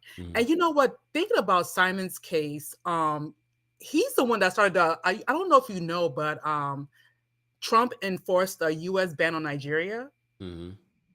Visa ban, and because of that, the reason why Simon was able to come back is because they didn't have the biometrics back then. You know, you have to like do a fingerprint, you know, to get a visa. So basically, he was denied that green card because there was no entry point for him to come in to the U.S. and he falsified the documents. That's why they denied his application. Simon should have just left well off alone, to be honest. All right. There you go for scamming. Right? that scamming stuff, Nigerians. Oh, and Kempire, I'm from Maryland too. Maryland, DMV. Maryland. All right. All right. Thank you, Cynthia, for calling Thanks in. to Kempire. Sorry about it earlier. It's okay. It's all right. Bye. And shout out to, it's not all Nigerians. It's Simon. All right. Let's bring up Tish next. Tish, what did you want to share? Hey, Kempire. Wagwan. No, not bad. How are you? Okay, really quick. Yes, not all Nigerians. My husband is Nigerian. He has a master's degree. He is not a scammer. He makes good money the legal way. Okay. Okay, so really quick about the show.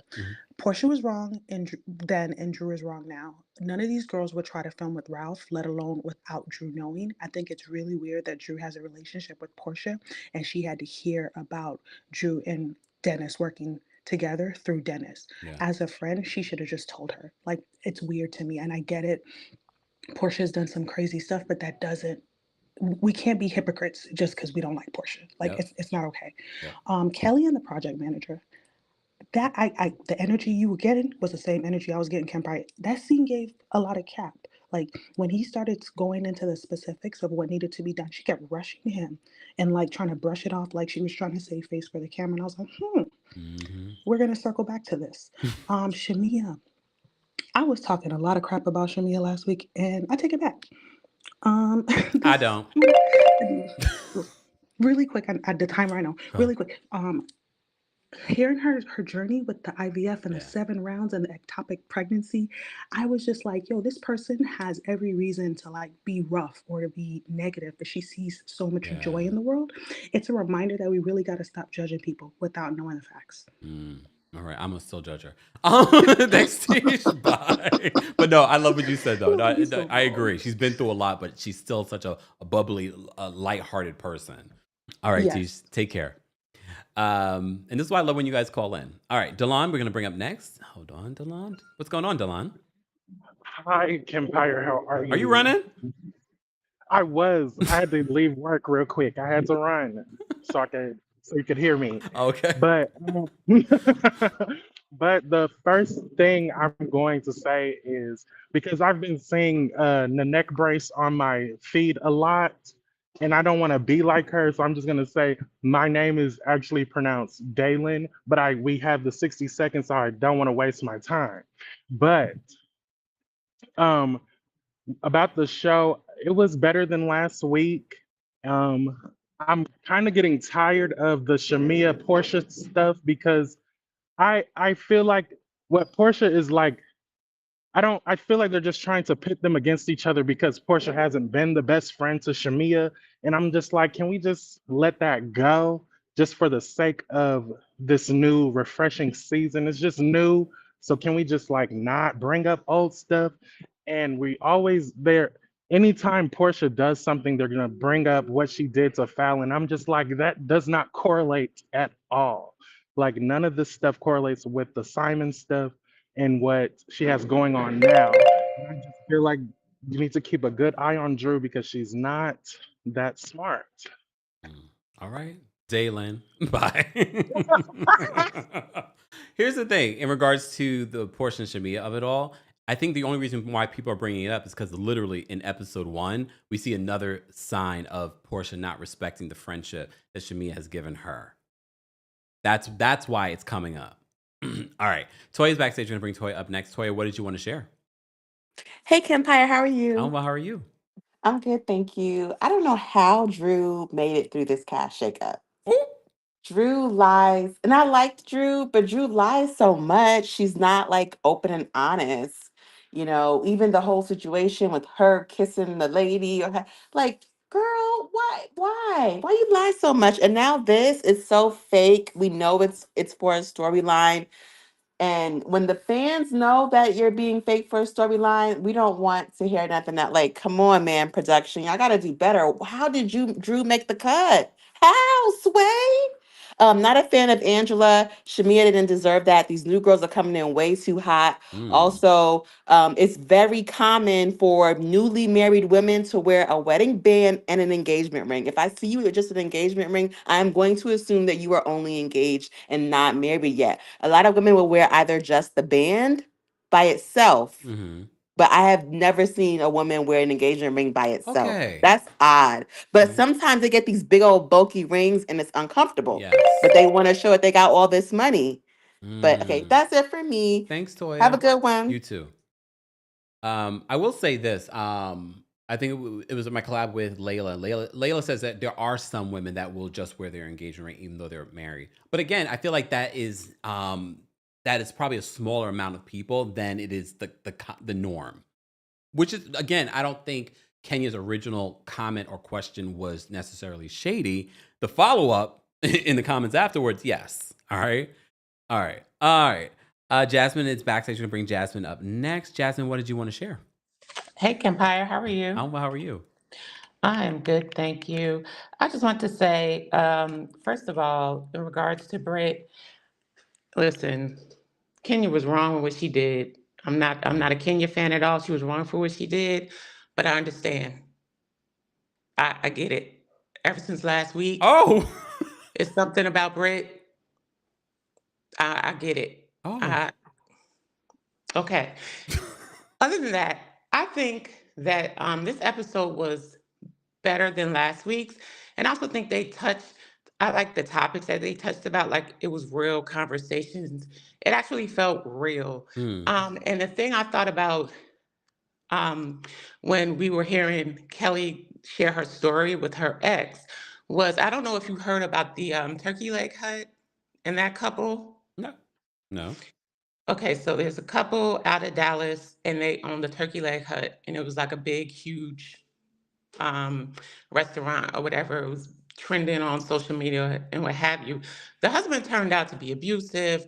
He was running through money, accused of arson, all of these different things. He reminded me. So when she was telling her story, I said, well, was his brother the husband from the Turkey Leg Hut? I forgot their names. Yeah, but they sounded so familiar, and I just was like, and I'm gonna wrap it up, but it just made me feel bad for a lot of these women who are successful. I'm like, we see all these women constantly come on this show. They have all of the quote unquote things, but it's like they keep getting with bums. I don't understand what's going on, and that's why I'm upset about Bose. I'm gonna take it right back to Bose. Like, I'm like, girl, stand up. Jasmine, I'm going to cut you off because we got a long line, but thank you so much. We'll talk about Bose on Wednesday. Bye. All right. Elijah's backstage. We're going to bring Elijah up next. Elijah, what did you want to share about Real Housewives of Atlanta? Hey, Kempire. Hey. I wanted to say that for me personally, I did enjoy this episode, but I'm not gonna lie. The part that I didn't enjoy, I feel like Brit's dynamic with her husband is interesting, and I can't tell if it's that dynamic where like the husband is like, I don't know. It looks like he doesn't like her. Not gonna lie. But I honestly like the last person said, there's something about Brit that I really, and Shamea confirmed it. I feel like she's a low down and dirty person. Not gonna lie. Like she looks like somebody to do something like that. And the fact that she's dragging this situation with Kenya all the way till next week and not even speaking to Kenya directly, at least from what we see, to me is really dumb. And actually, I really like Angela. I think that Angela, out of all the newbies, makes more sense for Atlanta, whereas the other two look a little odd with the rest of them. You know what I'm saying? But between the other two, I do like Kelli. This whole Shamea and Porsha stuff, I think that I hope they don't stop being friends. I just think Porsha needs to learn to be a better friend. And I do understand this whole thing with Drew. I think if anyone was in her position, anybody would be mad. And Drew loves to play in our faces, and she gives us some stupid, like I'm like it's really dumb. Like she thinks that everybody can't tell, and her antics, like it gets funny, but it's low key too much. Yeah, I agree. So yeah. I agree. All right. Thanks, Elijah. All right. Jenna's backstage. We're going to bring Jenna up next. Jenna, what did you want to share? Hi, Kempire. Hi, everybody. How y'all doing? Not bad. How are you? I'm good. Thank you for putting up with me last week when I was trying to call in and I was struggling at the job. It's okay. But, yes. So the two kids are in the back seat too, so I'll try to be a grown up today. But I actually did want to talk about serious material. I love the conversation between Shadina and Shamea. Yeah. I loved just hearing about Shadina and seeing that she was well, because when we heard that she had cancer, I feel like I didn't hear anything else about it. And I would think about it in the back of my mind, like, how is she doing? What's going on? And so it was wonderful to get that update, to talk about Black women's health, normalizing different ways of getting pregnant, making sure you're doing your breast exams, doing these different things, how even talking about reconstruction, because, she had a mastectomy, so she had her breast redone. These are all important conversations that need to go into the forefront and that we should be talking about more. I know I was joking last week when I was like, I don't care about the medicine, I'm married to medicine, I'm here for the mess. But the medicine and stuff is important too. So I really appreciated that. Thanks all. Thank you so much, Jenna. Damn, Jenna did that with 10 seconds left to go. All right, Josie's backstage. We're going to bring Josie up next. Josie, what did you want to share about Real Housewives of Atlanta? Oh, Josie, you're muted. Oh, wait, hold on, Josie. But damn, what about you? What's going on, Josie? Hi, Kempire. How are you? Oh, well, how are you? I'm good. I just have a question. Did you watch the new Netflix show, the Black Everything Black by Tyler Perry? I forgot what it's called. Beauty in the Black? No. Yeah, Beauty. Oh, it's really good. You should actually watch it. Maybe not for recap, but it's really good.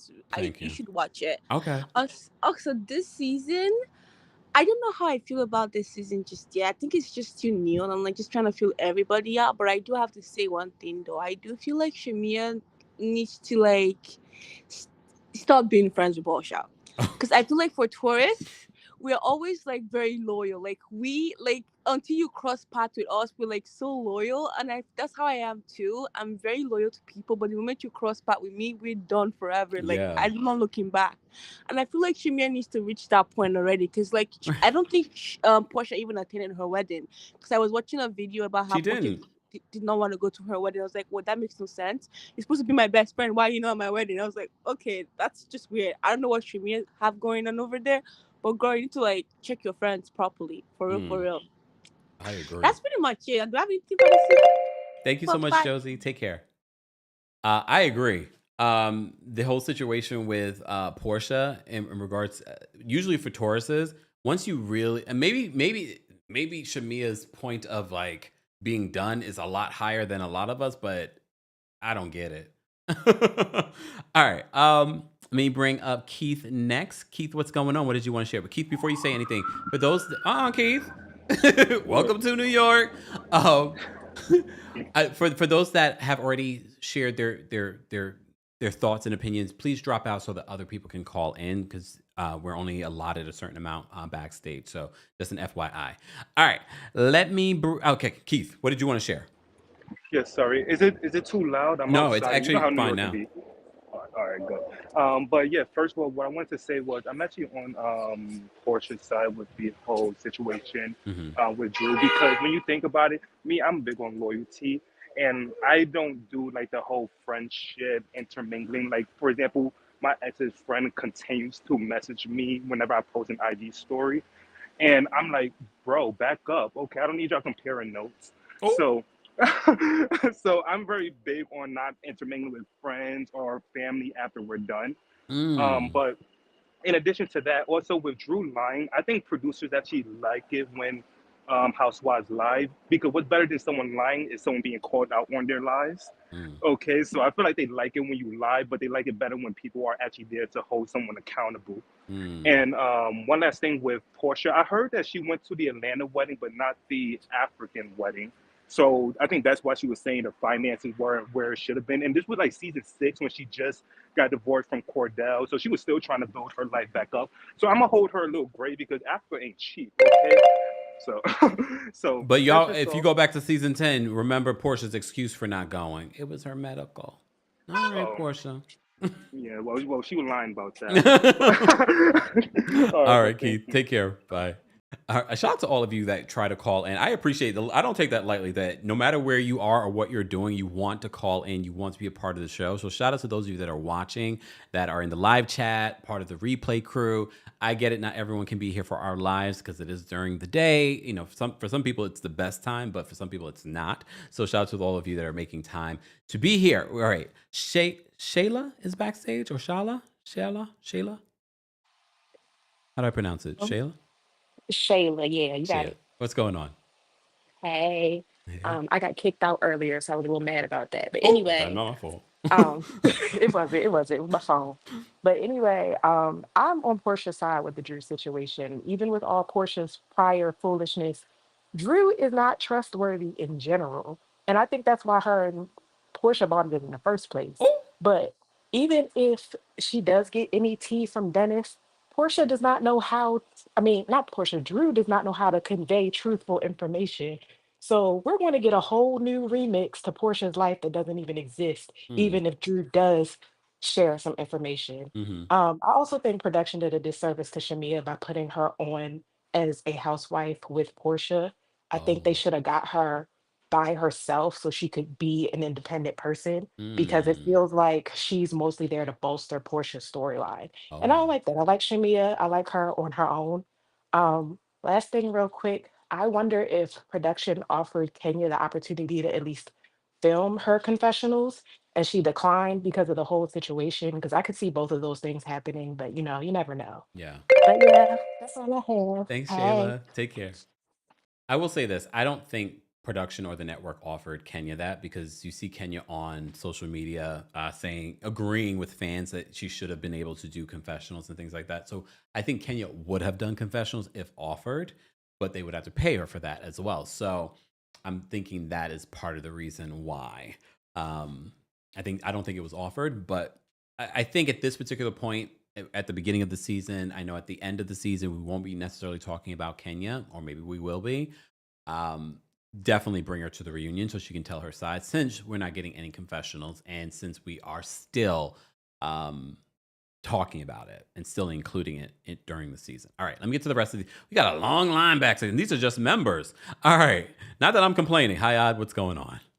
Hi, Kempire. How are you? Well, how are you? Ooh, I'm a little sick, but I had to call in today. Sorry. Your live was it was bringing back memories from the episode, and I needed to talk it out with you. Okay. All right. What did you want to um, say? I just wanted to say I don't actually feel bad for Portia because I feel like Portia needs to learn a lesson and stop getting with men that are so thirsty for camera and Mm. attention. That's Mm. personally what I have to say about that. Yep. Now, why I really wanted to call in is Shamea's story about her pregnancy journey really touched me. I'm so happy she talked about it. I loved the scene. It was so beautiful. And it actually kind of made me sad because when I think about women having ectopic pregnancies, Mm. especially in certain states because of the changes on I just remember about hearing stories of women that are passing away because they're not Wow. able to get certain procedures. And I'm happy Mm. she's alive. I'm happy she's well, but it just shows you how much she's risking to really really expand her family, and I love that for her, but I also worry for a lot of black women out there. But that's it. That's all I wanted to say. Thanks, Hayat. Take care. Feel better. Thank you. Bye. And she did that with 3 seconds to go. All right. We have Blee backstage. I'm going to bring Blee. Hold on. Ooh, Keisha, hold on. Blee, what's going on? Blee 93, you're muted. Hello. There we go. Can you hear me? Yes. Now I can't hear you. Uh-oh. Blee? You can't hear me? Now I can. Okay. There we So go. I wanted to say hi. Hey. Kind of sad that I missed all your lives last week. I was busy. But I'm glad I made it to this one. But I want to say they making Kenya seem like she knew Britt Edie prior. Like all her face expressions towards Britt Edie was all negative. Like every Mm-hmm. time Britt Edie said something, like even when they was like sitting on the couch, Yeah. she was looking at Britt Edie like, ugh, like why are you saying that? Then um yeah, I really appreciate Shamea telling her story. I appreciate yeah, Shamea telling her story. And also Britt Edie husband, he he gives off like someone that's under the influence of some sort. Like, I've been around a lot of people that's been intoxicated Mm. and they always trying to hold themselves together. They don't want to give off drunk, so they just give off the scrunched up face all the time. Oh. Oh, you're breaking up, Blee. I'm not saying that's what he is. Yeah. Can you hear me? Yeah, now I can. All right. Oh, sorry. It's okay, Blee. Yeah. But we appreciate you calling in. All right. We have Keisha backstage. We're going to bring Keisha up next. Keisha, what did you want to share? Keisha, you're muted. Wagwan, can you hear me? Yes, now I can. What's going on?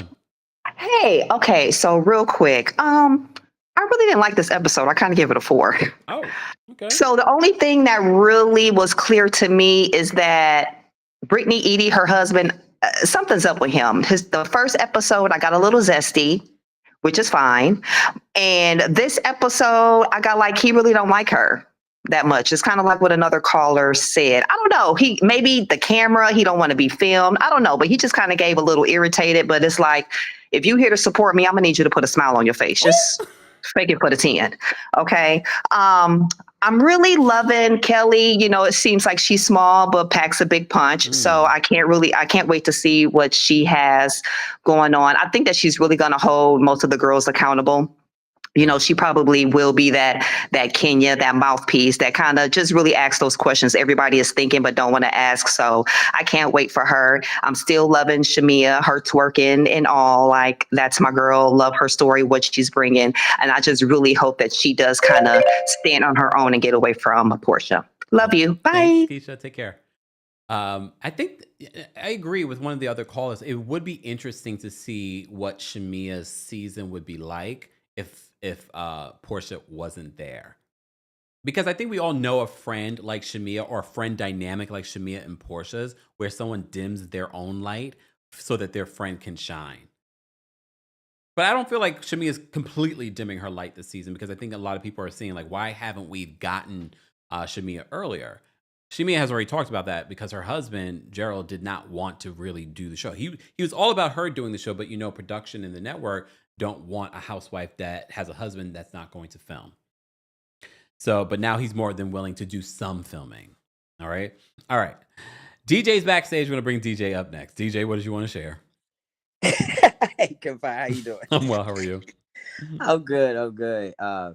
This is interesting. Porsha. Okay, all day. It's her show, and rightfully so, as we knew Sweet 16 would be. I don't know why everybody's bringing up the whole. I'm agreeing with some of the callers about the whole Simon thing. Okay, in the words of Phaedra, that happened in 2012. It's 2025. And we see Jalen and Phelan hopping all around. She's pregnant again now. Let's drop that and move on to something else. Hold Porsha accountable for something else, okay? Second part, bye, Shamea. You would have been better off as a friend. The confessionals bore me. The Watch What Happened Lives interview bore me. It's like, I get the theatrics because you are who you are. You're an entertaining person, but it's just not giving it, girl. It's not giving glue. And but I like what Eric and his eyebrows are doing this season. They're trying. He's not to there bring back. right now. Oh, he's not there. Oh, well, whoever's doing it, they trying to bring back the nostalgia. They're trying, and so far so good. Thanks to Juan. Bye. Of I mean, course, DJ. Bye. Yeah, come on now. Guys, we have almost 1,300 likes. Don't forget to like the video. It's easy and it's free. Let me say thank you to Dalen. Dalen, thank you so much for the super chat. Dalen says, I forgot to say Britt sounds like she needs vapor rub and breathing treatments. Come on. And Kelly's ex gives Carl Winslow. You saw the picture too. Porsha needs understanding, not loyalty. R Bless says, thank you, Kim. Thank you for the black cake recommendation. Binge watched this wonderful, and it was great, but annoyed no more seasons. Yeah. If you haven't watched Black Cake, it's available on Hulu. Such a really, really great show, series. Tish, thank you so much for another super chat. Tish says, my timer ran out and I'm at work. I like Charles too. He's fun, prickly. He's like the Todd father. Britt and her husband give scammer vibes. Not saying they are, but eyes. I guess we'll have to wait and see how the season plays out. Sean, what does Britt's husband do? Did she say that? I don't think so. Sean, thank you so much for the super chat. Sean says Britt's giving parched like a cactus. Did you see Shamea says she wants Kenya back ASAP and that Britt said something evil about Shiloh, her daughter? Britt disrespected Kelly too, according to Shamea. Yeah, I did see that. I don't know if we talked about. I think we talked about it during our little lunch hour power lunches that we've been doing here on YouTube.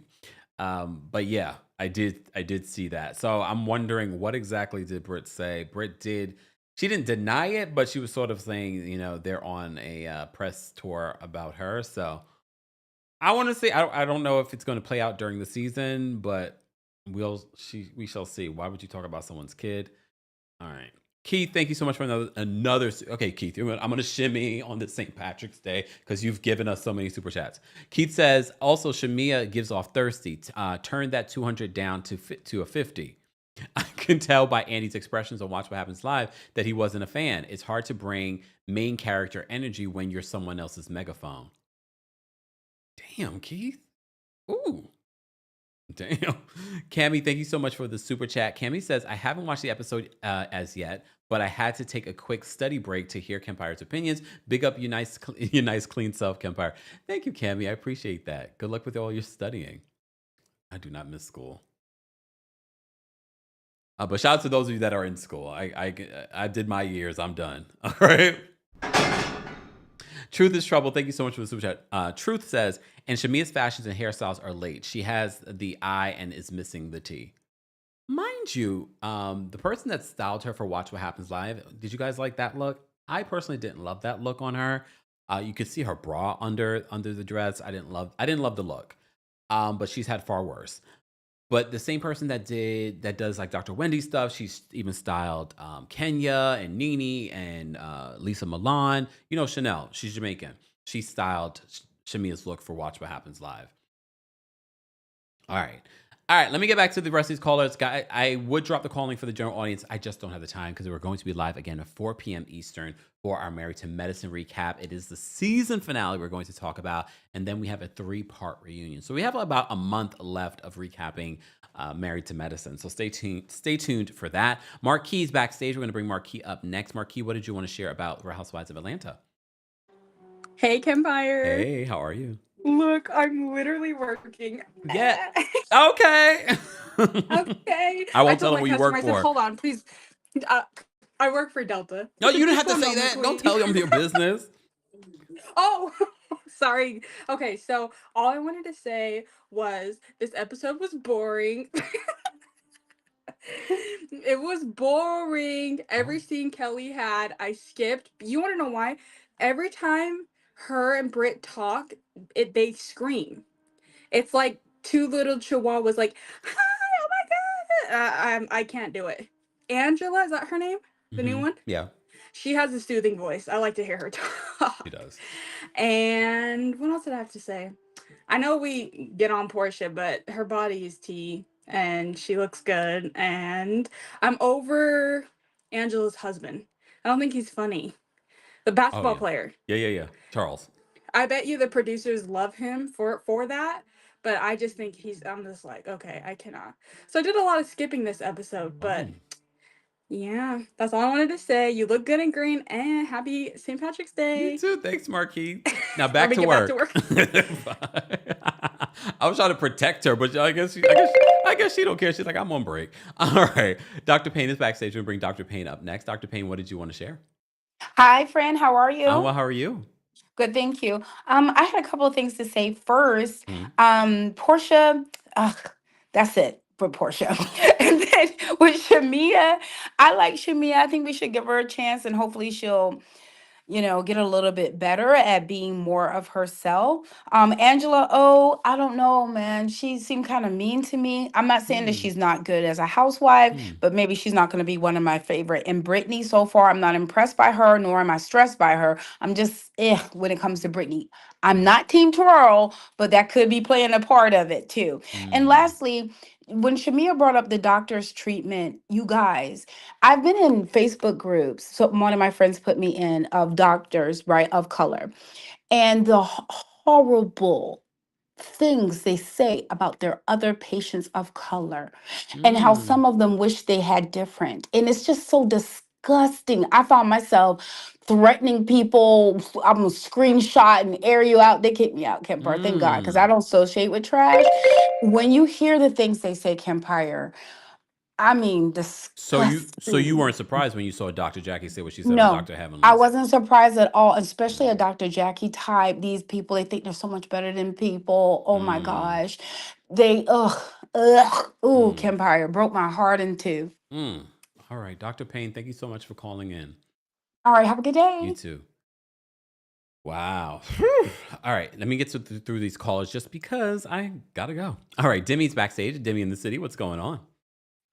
Oh, wonderful. I wanted to say something really, really quickly about what she just said about the doctors. I had that same experience, and my doctor, who is white, wanted to hire this lady who I used to go to, who I ended up going to him because she left and she was white also. And they couldn't hire her because people wanted to have a black doctor. But I'm like, little do they know, this lady is like the genuine article. And unfortunately, they'll never know because of her skin color, and they can't hire her because she's not black. Anyway, moving on. I'm really happy about this episode with Shamea and the surrogate because I'm not going to repeat the rumor, but there was a rumor. I'm not going to repeat it. So I'm really happy that that was said about how she felt. I feel like I failed you. And that was like so real and so genuine. I think we don't hear that enough. I've never heard anyone say that, a surrogate or otherwise. And I think even women that carry their own children may feel that way as well. So that was really, really nice to see. Real quick, I gotta go really quick. I know you're busy. Brittany, Edie, and her husband. I don't think it's what we think what we're seeing, because if they can't afford to get the renovations, because she's working around with a 10-carat diamond ring, that doesn't seem on the up and up. To me, you know. So something's strange about that. But that's all we have time for today. Have a great day. Thanks, Demi. Take care. Bye. Here's the thing. Sometimes it doesn't even matter how much money you have. Not sometimes. A lot of times it doesn't matter how much money you have. These renovation folks, you can talk to people that are billionaires that have issues with renovations. So I'm not holding that against them. It doesn't matter how long your money is. Some of these contractors are like, yeah, we'll get to it. Really? Okay. It's Esquire's backstage. It's Esquire. What's going on? Hi, how are you? Oh, well, how are you? I'm going to come off camera because I think I look cute today. Hey, cute. Okay, I'm go off.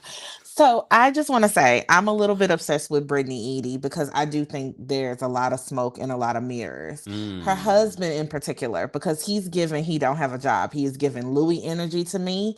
And that's why I don't think you want to be on this television screen, because what does this man do? It says investment, developer, jet, broker, and I am obsessed because, I get to be in my bonnet about certain things. Now, you don't have to have a federal license to be a jet broker in the United States, but you typically do have to have a state license, and you have to have some some FAA requirements. I cannot find any state license, any state business for him that is related to aviation. So I'm just going to say that, but I'm going to do more research because now I'm obsessed with finding out if this man is a scammer. Look, I'm turning off the timer.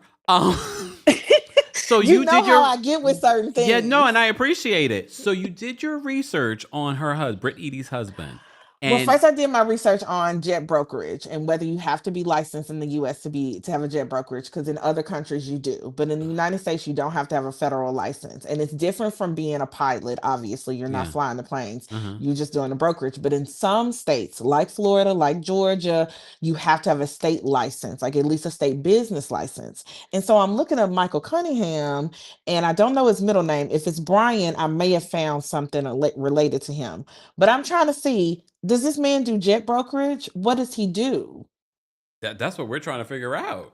What is his? Because I read Yahoo and these other articles, and nobody seems to have a read. And I think that's why all of us are saying it's giving scammer, it's giving grifter, it's giving you don't have a job. And I don't care. Like, they're like, oh, he has a membership at a golf club or something like that. I'm like, okay, cool. What does he do for a living? Yeah. Because I'm sorry, them State Farm checks don't go that long, do they? I don't know. And no shade to anybody who sells insurance. That's an amazing profession. She has some money. Yeah. But girl, did you buy your own 10-carat ring? Because what does your husband do? Yeah, because she hasn't said it. And right? You see, Kenya, that is how you read somebody without using any pornography or any scantily clad nude photos in a workplace. You do a little digging. You do a little research. And that's why I'm like, I'm not here for Kenya, because there's so many ways if you want to read somebody that you can read them and you not jeopardize your coin. Yeah. She went too low. Yeah. I'm sorry. And I don't want to see her in the confessionals. Now, I agree with you. If they're going to make this footage a part of the season, I do think they should let her tell her side of the story. But I'm thinking solo interview at the reunion. Okay. I don't want you further traumatizing this woman. You went too low. Yeah. The only other thing I want to say is Drew is a clown, and I really was trying to not come to that conclusion about her that she was a clown. But I don't know who sits up with their husband living in the basement, talking to somebody else and saying that I wear matching outfits with your baby daddy because he is an angel in my life. Girl, who are you talking to, and what are you talking about with this 613 color in your hair? Please, Drew, go away from me with this. The only reason I wish Porsha would not have been on the show is because maybe we wouldn't have to deal with Drew, because this is obviously going to be her storyline this year, and I don't want no parts of it. Go away from me with this, Apollo. All right. Thanks, Miss Okay, that's Esquire. it. Bye. Bye. Oh, I can't wait for us to go to Freedom later today. I remember. Goodbye. All right. We're gonna bring up Toya. Toya, what's going on? Hey, Kempire. How are you? I'm good. So I'm gonna make this really quick. Okay. Um, I don't know why I felt a little bad for Drew. I felt like she was blindsided when Portia was um giving it to her. Like I Mm. really like if you look at her face, she legit was like blindsided. She did not expect Portia to go in on her. Mm. But I mean, if her and Portia are like real legit friends, like outside of a business friendship, then I could see Portia being mad. But if they ain't cool or rocking like that, I don't think it's that big of a deal. But that's just me. Mm. Britt's husband is giving disinterested. Um, the ladies, I don't know. I'm still trying to like get a feel for them. I don't know. And then one last thing, watch what happens live. So I watched the show on Twitter while it's live, and they Mm. be going in on Twitter. And everybody was going in on Shamea on Watch What Happens Live saying she's doing too much. I think it's because they so used to Shamea like being in the back or being the friend of the show. And I just feel like now that she front and center, baby, she gonna give it to y'all. She letting y'all know what it is. Can I say something? I feel like Hmm. Shamia has who we're getting now is who Shamia has always been. She's always been the. Right. I didn't like it then. I don't like it now. But that's me. Yeah. But Yeah, it's I me. agree. I think she's always been like that, but I Yeah. think people, I don't know if it's because they don't like that she's like she has a peach now or whatever. Mm. But I like Shami. I think she's beautiful. Yeah. No doubt about that. All Her right. skin is flawless. Yes. Yes. Maybe she uses butter. All right. Thanks, Toya. Bye. Thank you. Bye. All right, we're gonna take these last couple of calls, but I have to go. It's after 3 o'clock, and we're supposed to be live at 4 p.m. And I have to rewatch Married to Medicine. So, Amina, what did you have to say? Say it quickly. Hi, Kempire. Hey. I really, I find Drew to be really concerning. She's delusional, and not in the entertaining Lisa Barlow way, in like the I'm concerned for you. Should we call somebody kind of way? Like she needs to, in the words of Brooke Ashley, she needs to go see the lady. She needs to go see the all the ladies. She's not well, and I. I really like to see the serious side of Shimia. I don't like the jumpy, hyperactive, this, that segment of her with the surrogate I found really touching. And I Yeah. think if Candy was in the cast, we would see more of that serious side of Shimia. Mm. I think the more we see of that, the more people will like her and stop hating on her. And I really miss Kenya's confessionals. I just felt like she would say such funny things in that conversation with Portia. I kept waiting for the cutoff for her to come out and say something funny, but Yes. I feel like if you're not going to give us the confessionals, then don't give us Kenya at all because it's mean, it's stingy. I want all of Kenya or none of her. Yeah. Oh, okay. All right, Amina. Thanks, Amina. She says, I want all of Kenya or none of her. Judgy Justice will be our last caller. Judgy Justice, what did you want to share about the Real Housewives of Atlanta, episode 2? Hey, hey, sorry. That's okay. That's my ferocious 15-pound dog. Um, so so for me, I just didn't get the drama with Portia unless she's still with him. I mean, I know he runs a hot dog factory, so he may have enough for everybody around in Atlanta.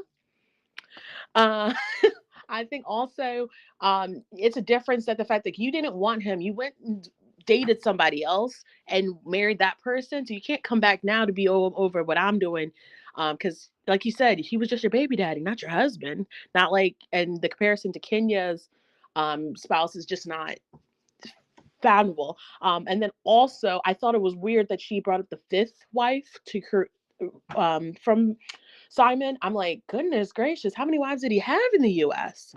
And then secondly, I just don't believe Brittany's story about the insurance agency thing. It just seemed like funny money. Thank you. Thank you so much, Judge Justice. Take care. All right. Thank you guys so much for calling in. Shout out to our channel members. Become a member today at teamkempire.com/join. Also, we've launched some new merchandise as well. So head on over to the description or just go to TheKempire.com and click the shop button, or houseofkempire.com for some of our new merch with our new logo. So be sure to check that out. And of course, be sure to check out our sponsor for today, but more information on them will be available in the description. Breezy, thank you so much for the super chat. Breezy says, all the new girls come at Kenya for a storyline because she's seen as the show's villain. Eva, Drew, and now Brit. I didn't think Kenya was being shady. She could have just been being shady because that's what she's used to. But again, I feel like more happened that they're not showing. No the Queen, thank you so much for the super chat. No the Queen says, Brit's husband might be a scammer. How do you get a diamond that big and the band doesn't even fit? Whose finger did he snatch that off of, allegedly? Oh my God. Whose finger did he snatch that off from? Oh my God. I said that last week though. I was like, why is it not properly fitting? I don't know. Tish, thank you so much for another super chat. I worked in private aviation. I'm looking into it. You know it, Tish. Stay tuned. Our sources are deep. Guys. Don't forget to like the video. It's easy. It's free. Shout out to our replay crew. Be sure to let us know where you're watching from and how you would rate this week's episode of, I'm about to say Love and Marriage. Nope. Real Housewives of Atlanta. And don't forget, we will be going live on, again, on YouTube and Facebook and TikTok for our Married to Medicine recap at 4 p.m. Eastern, 1 p.m. PST. It might be a little bit late. It might be like 4:15 p.m. so I can watch this properly. Thank you so much, Dalen, for the super chat. Dalen says, Brit's business receipts were IG stories. All right. Anyways, guys, thank you so much for being here. I will see you guys in the next live. Keep liking the video if you haven't liked it already. I know sometimes you forget. Thank you to our King's Guards. Thank you to our channel members. And of course, thank you to our subscribers. And thank you to those of you watching in the bushes that have not subscribed yet. I don't know what you're waiting on, but I appreciate you here watching. All right, everyone, bye. See you for Married to Medicine at 4 p.m. Here we go now.